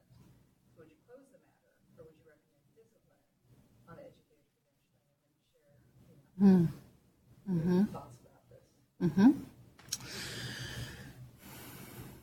So I would say that on the student discipline side, there's a similar process to what happens with educator discipline. And I've been reviewing the proposed disciplinary guidelines that are before the commission for approval for this meeting and this process of revoking the credential but staying the revocation and putting an educator on probation. And I think a model similar to that might work in this case, because we don't, I would want to know more about, from the credential holder about their use of alcohol, because that's going to make an impact on my decision. If they're a frequent user of alcohol to excess, or they have an addiction to alcohol, that's going to make a big difference. If this was a one-time incident, they're not a regular abuser of alcohol, likely what I would recommend is a less severe adverse action, but I do feel that conduct like that needs to be addressed because it is not befitting the professional standards of educators. So that might include a suspension, an admonishment to the credential holder about future conduct, and I probably would look at some kind of probationary term to ensure that there was monitoring in place, that the educator was conducting themselves appropriately going forward. So kind of just for the record, you'd recommend discipline on the educator's credential? That's what I think I heard from you? Yes, Okay. I would say moderate. Okay. Right. Okay. All right. Yeah. The final scenario. Okay. A male teacher appearing before the Committee of Credentials admits that he had taken one of his minor female students to the mall and purchased clothing for her, as well as provided her transportation outside of school. The student disclosed sexual abuse at home, and the teacher encouraged her to seek therapy. So our two choices: close the matter or recommend discipline on the educator's credential, and your reasoning behind that. In that case, so the student is not claiming that the teacher was the abuser, correct? Correct. Okay. So in that case, I would likely close the case with providing some counseling to the educator about appropriateness of transporting a female student in their car, because that's certainly not advisable. However, I think a mitigating circumstance here is that the educator did the right thing in supporting the student as the student was talking with him about this abuse that she was encountering at home, and had this student seek assistance and provide support for that. So I think that definitely should be recognized. Okay, great. Well, that's the rest of my questions, so I'll just turn to Commissioner Rodriguez to Okay. close this out. Do you have any questions for us? I did on the previous the middle scenario about the educator using alcohol and using profanity with students. In that case, does it state in the case whether there were any witnesses to this behavior? No, we just had a very brief scenario, and it was while children were present, not necessarily that teacher's students, if I'm looking at the limitation of the scenario, but it's very minimal. Just a single count of disturbing the peace in February 2018 in a restaurant. Okay, so since they did receive a conviction, we're assuming that this did occur, right? Even though there were absolutely, okay. right. Okay. Because for the reasons you said, but is an assumption from Okay. the limited scenario. So thank Okay, you. perfect. Yeah. Okay, Great. Any other questions about us? Yeah, I just. Or, I mean, not about us. Yeah, I knew what you meant. process. I knew what you Commissioner meant. Rodriguez is from now. Yeah, I just wanted to get an understanding of what you're looking for in a member of the Committee of Credentials, what kind of experience you're looking for, and what you're hoping to find in the school administrator representative. Thank you. Would you like to read that? I mean, just to give my own take as well, I'm definitely looking for someone who has a very strong sound judgment, decisive, and able to shoulder an extraordinary workload while maintaining a balance of fairness and clear-headedness. But we do have guidelines as well about what we're looking for. Should I read this? Okay. So, identifying, scoring, ranking, discussing, and recommending nominees for the Committee of Credentials to the Commission according to the following factors. Number one, the total membership of the Committee of Credentials should be broadly representative of the community with respect to gender, ethnic, and cultural background and geographical area of residence. Number two, persons nominated should be of balanced and judicious temperament with broad understanding of and respect for community values and attitudes. And number three, persons nominated must be willing and able to devote the time and effort necessary to carry out the work of the committee. Okay. And also to add to that, as commissioners, we review the decisions that the Committee of Credentials makes, right? And so we also want to feel comfortable that the people who are meeting are coming to us with the decisions that we find are protecting the children in California classrooms and are the fairest, and there's due process. So, yeah, sound judgment for sure. Did you want to add to that? I love the word judicious, yes. Thanks. Yeah. Okay, wonderful. Yeah, well, thank you so much for your time. No, thank you for your very time much. and for coming in personally. Thank you.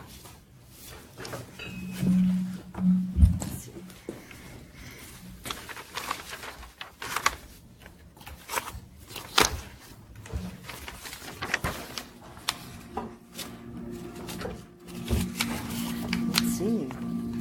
Jacob's 310. I am running out of. Let's see if I can find another pen. I may need some assistance. Oh, you need another pen? Run out of. Do you have one? Yeah.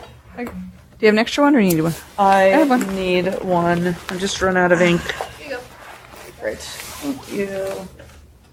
Thanks. You guys are here for all needs, huh? Yes, thank you. Run out of ink.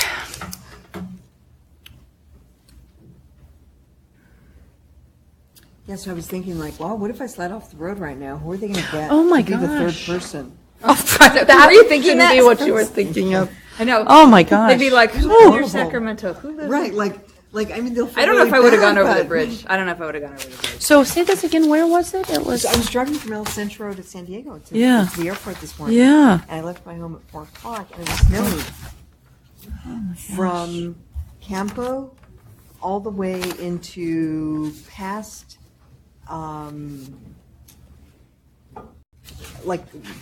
maybe.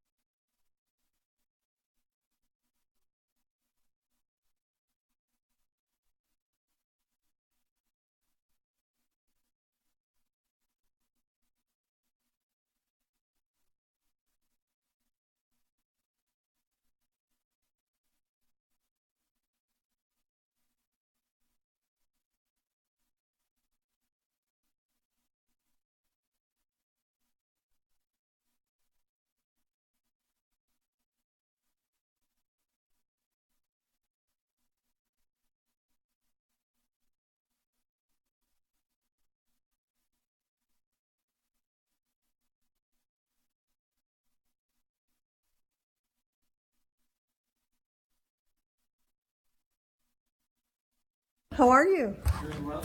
Hi. Good. Doing well. Thank you. Thank you so much. Mr. Guthrie? Yes. Nice to meet you. Welcome. Okay. So go ahead and settle in, and we will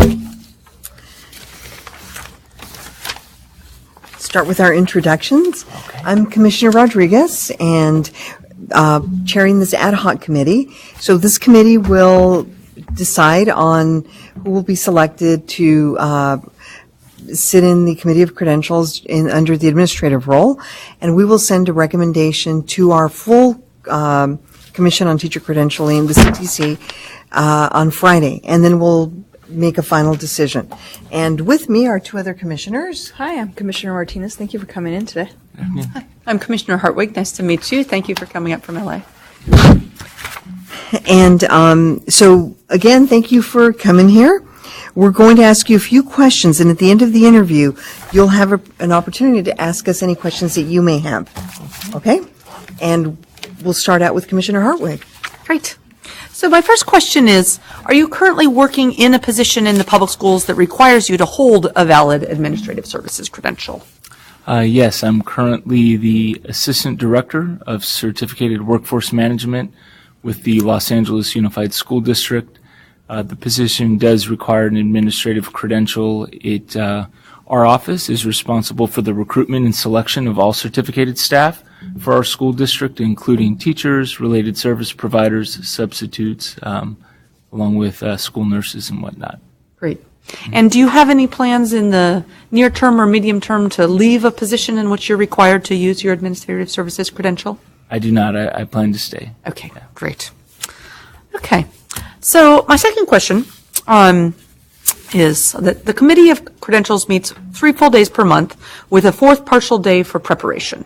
The committee reviews educator misconduct cases to determine whether to recommend discipline on the educator's license. So I have 2 questions about that. The first is, do you believe that you can make this substantial time commitment to the committee? Yes, and that's a great question. I do know how important the work is and what the time commitment entails. I had a chance to speak with my director and our Assistant Chief Human Resources Officer, and I have their full support in being a member of the committee should I be lucky enough to be selected. So, yeah, absolutely. Great. And you think that you'd be able to continue to meet all your obligations for your current role as well as this obligation to the committee? Yes, I do realize that it would require me to be flexible in some of the times that I would get some of that work done, but I do believe I would be able to do that. Great. And then the second question has to do with the type of issues that the committee deals with. Do you feel confident that you would be able to handle educator discipline subject matter? Yes, and that's something that in working in the HR division, that is something that we take a look at when we're screening our own folks and their suitability for employment. So I do feel confident that I would be able to do that as a member of a committee. Thank you. Mm-hmm. And so tell us why you're interested in this position with the Committee of Credentials. So I'm interested because I feel that a CTC issued document, holds a lot of weight, and the public should have confidence in the fact that somebody who holds a document issued by the commission means that they are fit to be with children. By the same token, I also believe that educators have a right to due process, and there should be an objective measuring of all the facts of any case that are free of bias and that are evaluated by a committee filled with representatives from all different aspects, all different stakeholders. And so as a school administrator and also as a parent of a public school child, I know how important this is to everybody involved. Okay, and do you currently know anyone who serves on the Committee of Credentials? I do not. Okay, do you know anybody who serves on the CTC? Any of the commissioners other than us 3? Personally, or do I know who they are? No, personally. Like, do you have a friendship with them, or do you know them beyond? No? No. Okay. All right, thank you. Thank you so much. Tell us a little bit about the strengths or qualities, you feel you possess that would enable you to serve on the Committee of Credentials effectively.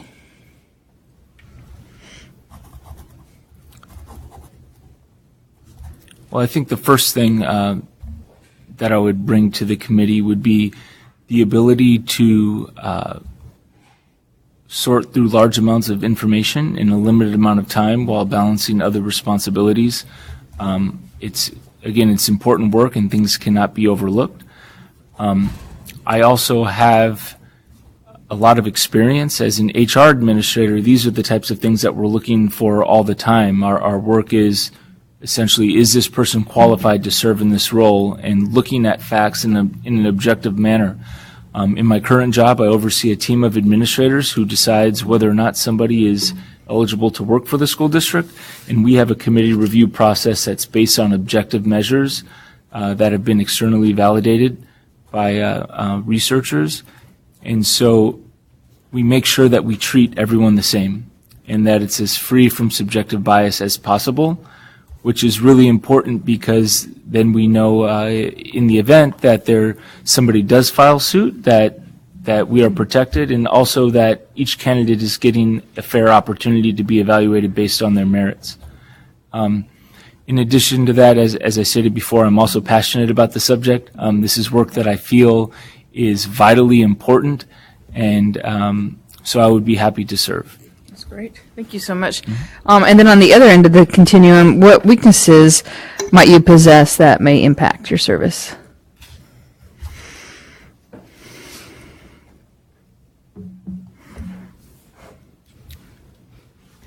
I think the hardest thing whenever you're evaluating someone's fitness for employment is making sure that your personal biases don't come into play. And I would just say that being a parent of two young children who are attending public schools, at times you want to treat each child as if they were your own as as an educator. And so just making sure that that is not getting in the way of making a clear, informed decision. Great, I appreciate that. Okay, the questions are going to now involve some scenarios. I'm going to give you 3 scenarios, and for each one, please discuss whether you would close the matter or recommend discipline on the educator's credential, and then share a little bit about your reasoning for that as well. So the first scenario is an educator has 3 felony drug convictions in 1997, 1998, and 1999. On each occasion, the educator used cocaine. Would you close the matter or recommend discipline on the educator's credential, and a little bit about your reasoning?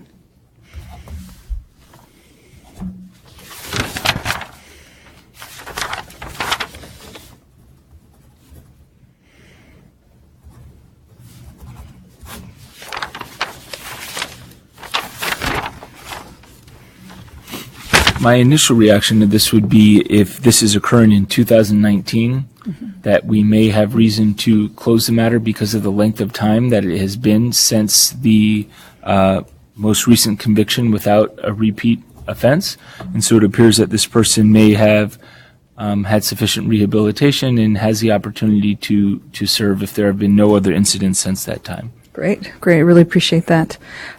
Scenario number 2. An educator was convicted of a single count of disturbing the peace in February of 2018. The educator used profanity in a restaurant while under the influence of alcohol and while children were present. Would you close the matter or recommend discipline on the educator's credentialing? And please share your reasoning behind your decision. So in this case, I would recommend some sort of discipline due to the fact that it was in close proximity to children. It was also within the last year, so it is fairly recent. And again, the person has, in this situation, unfortunately shown the propensity to put children in harm's way. Okay. Thank you. And our last scenario. A male teacher appearing before the Committee of Credentials admits that he had taken one of his minor female students to the mall and purchased clothing for her, as well as provided her transportation outside of school. The student disclosed sexual abuse at home, and the teacher encouraged her to seek therapy. So would you close the matter, would you recommend discipline on the educator's credentialing, and then share the reasoning behind your decision?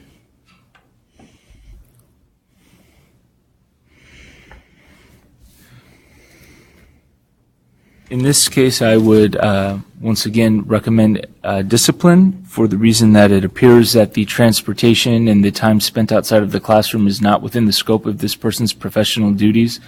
And in addition to that, the individual is a mandated reporter, and so I would hope that if there was sexual abuse that was disclosed, that the person made a report to the appropriate authorities without conducting their own investigation. Great. I really appreciate you taking the time to address these scenarios with the limited information that they each have.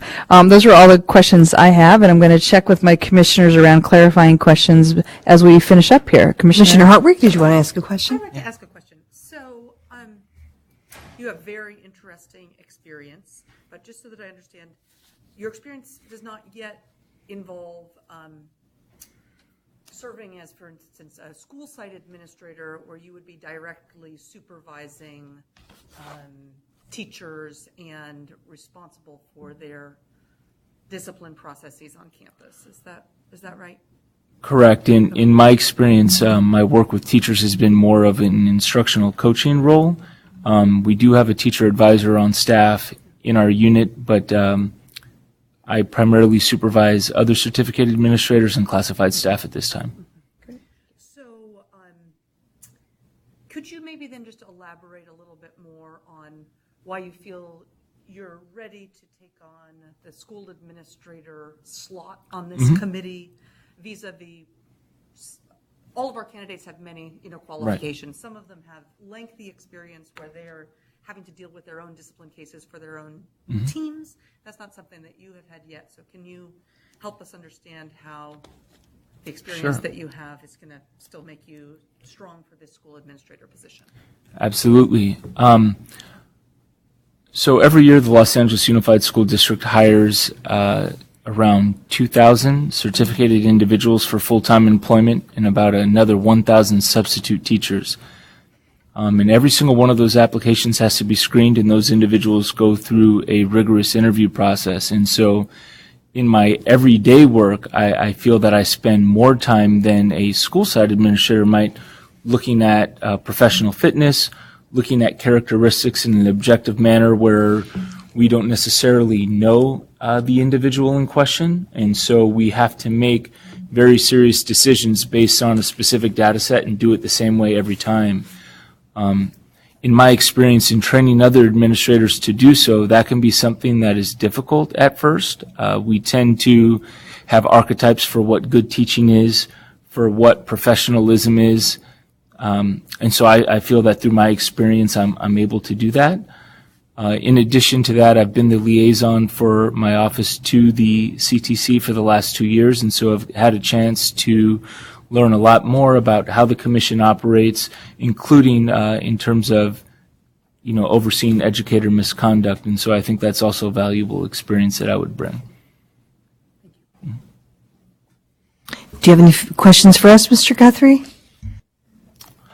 One question that I had is on the committee, I know that it's comprised of public members along with a teacher and administrator, teachers, Is there any particular, does any particular role take the lead in specific types of cases, or is someone the lead overall?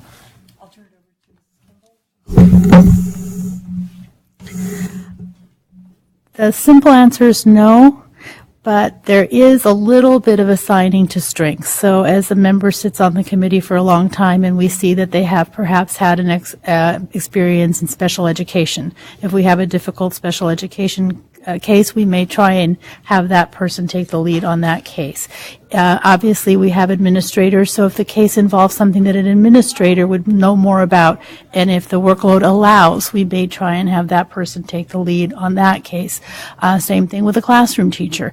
If the work, because there are so many cases, we can't even always try and have those persons who have the experience take the lead on that, because there may be just too many of those types of cases in a given month. But to some degree, yes, we do play to your strengths, to the degree possible. I think that. Yeah. Thank you. Thank you. No, I thank you so much for having me, and I appreciate the time and consideration. Thank you so much. Thank you. All right. I'll see you tomorrow morning, bright and early.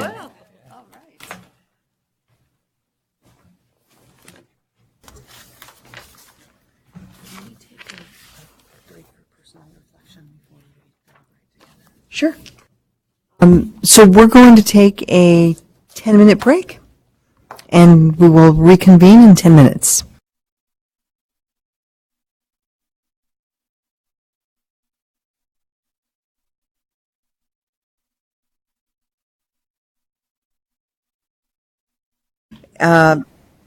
Start with Monica. Okay. With Commissioner Martinez, with who you would like to recommend, and then we'll see if that person is also the person that we have as our number one, and then we'll tell us why, what you think the strengths are that they would add to this commission. Okay. So thinking a little bit about kind of the geographic diversity of who's already on the committee and just the diversity overall around male, female, and ethnic diversity. My first choice is Jacob Guthrie, our last interview. I appreciate, Johanna, your question. I thought that was a great question about the administrator slot, and I really appreciate his answer as well. And I thought he did such a great job responding to a really good question that really could have gone either way, and maybe if it wasn't answered so well, I think I might have thought he isn't a good candidate. But when he can tell you that he's looking at 2,000 candidates a year and 1,000, and then his answers were just really, really very thoughtful. He took time to write them, always stopped to take time to think about it.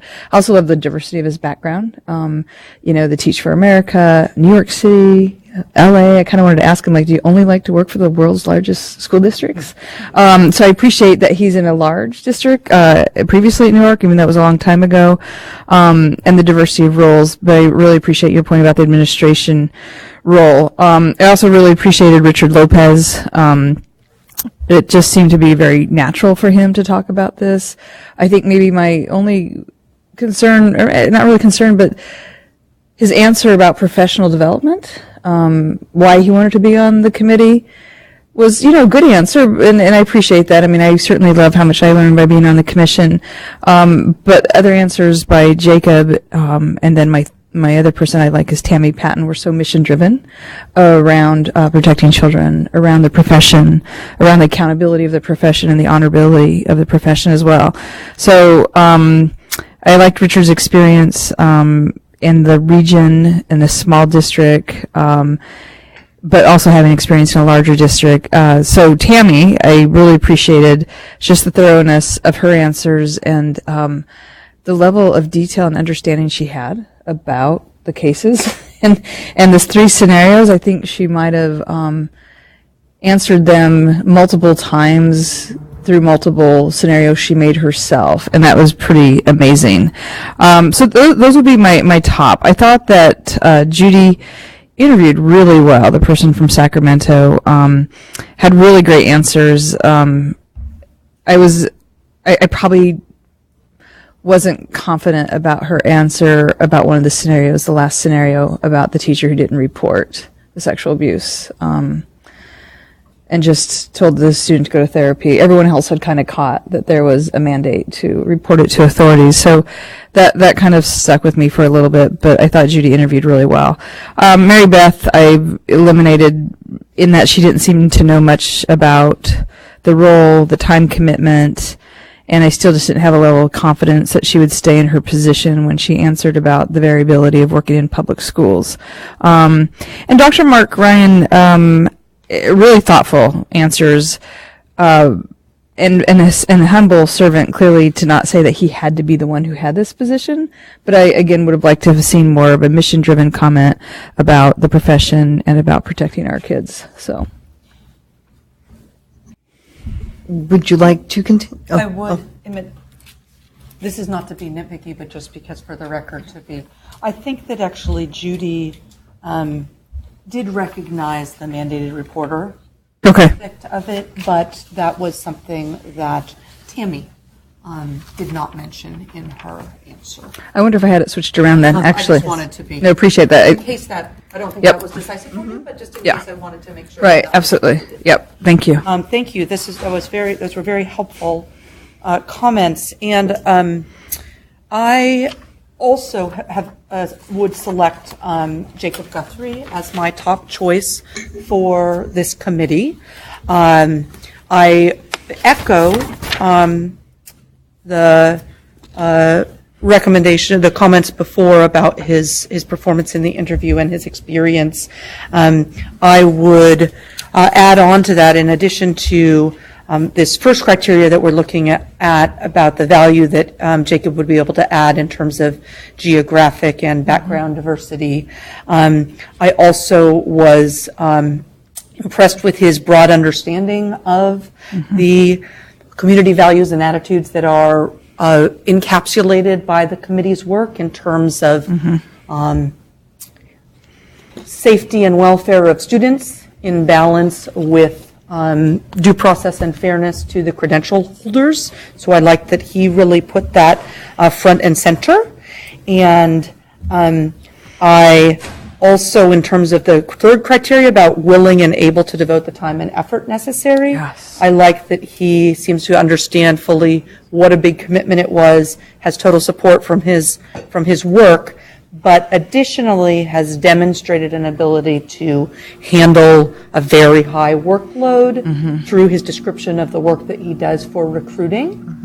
And I agree that that his answers elaborating how his non-supervisorial decision-making that he's had to make around candidates is highly applicable. In fact, I really liked how he talked about the systems that they use in place for their recruitment decisions and the ability to make decisions based on evidence about people that you don't know already, and to do that in a consistent manner seems like a key strength to bring to this particular committee. So I agree that I would select Jacob as the first candidate amongst a strong pool of candidates. I think I'll just speak to my second two candidates. I thought that everybody had something to bring to the table. I think that my second candidate, so perhaps my first alternate, would be Tammy Patton, for similar reasons already articulated, but let me give a little bit more detail here. Tammy also really articulated very well the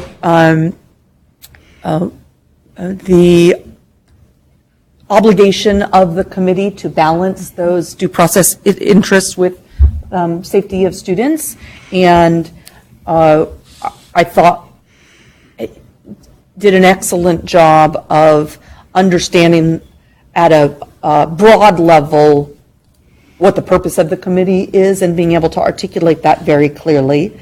And I really liked the mission-driven answer that she also gave to why she wants to serve on the committee.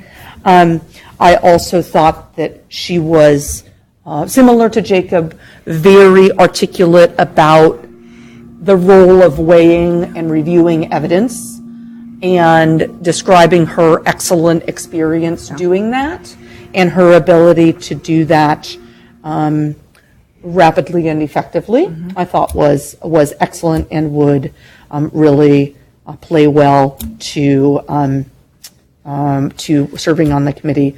One thing that I appreciated about both Jacob and Tammy's interviews is that they both came with a substantive question for us about the role, which I always think is a very good indication of interest and preparedness in the role. And so Tammy does not quite bring the some of the diversity factors in terms of geography or personal background, perhaps. Actually, I don't know that about the personal background, but I do know that about the geography. That was not a decisive factor for me. I would have selected Jacob for the number one choice, but I think that Tammy is would be an excellent second choice as an alternate. And then the next alternate I would have would be Richard Lopez, who I also thought was a very fine candidate. I really liked how decisive he was. I liked how to the point he was in his responses. I really like that he serves also as a school board trustee, which brings both great experience in terms of HR review, but also a real understanding of community values. And so in addition to his, long-time work as an administrator, I thought that that would make him very capable of performing well. I also was quite impressed with Ms. Farina, and I think that Dr. Ryan and Ms. Murray would also serve well. But in terms of the people I would like to put forward, I would select Mr. Guthrie first, and then I would suggest as alternates either first Ms. Patton and then Mr. Lopez, or just as the two alternates, Ms. Patton and Mr. Lopez. Okay, great. Okay, Chair. Excellent, and thank you so much for being so thorough. I echo everything that you said. I'm looking at my notes, and deliberate, thoughtful, the qualities that you discussed about Jacob and his thoughtfulness. I love the way he paused to think about what we were asking him and write it down and really weigh it and to come up with an answer that made a lot of sense. For the scenarios, especially the time and I think his experience is incredibly valuable. One of the things that he mentioned is that he works really well, that he's, capable of handling a lot of information in short periods of time. And that's exactly a skill set that a person needs and that type of discipline.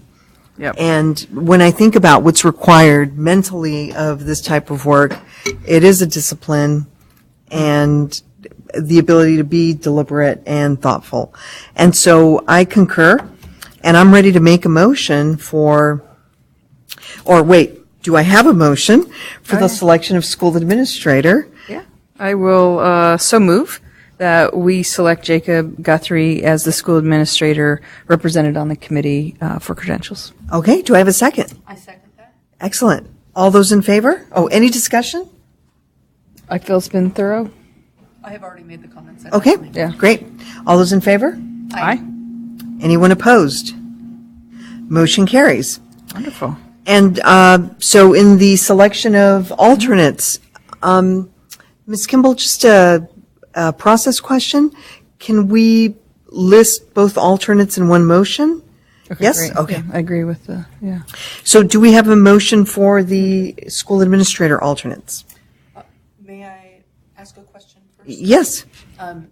Is there, do either of the other commissioners have a preference for whether we rank the alternates or we simply provide two alternates who are similarly ranked? I do not have a strong preference for Either do I. Yeah, I don't. I don't either. Okay. No, I don't have a preference either. We can just have the two alternates. Okay. Great. I would move that we recommend Richard Lopez and Tammy Patton as alternates for the School administrator vacancy in unranked order. Great. And I would second that motion. Okay. So let's vote. All those in any discussion? Nope. All those in favor? Aye. Anyone opposed? Okay, motion carries unanimously. Great candidates. Excellent. This was tough. Yeah. Very tough. Yeah. That's good, though. Much better. Yeah. I mean, But I this is mean, so hard. really good do three so much candidates, work, you know. so- I mean, it's good. They were all very good. Excellent. And great that we had. What's that? All right, now that we have selected our administrator, the committee's adjourned commission. This concludes the business before the ad hoc committee, and we are adjourned. How they give us scripts, huh? I know. I'd be like taking off.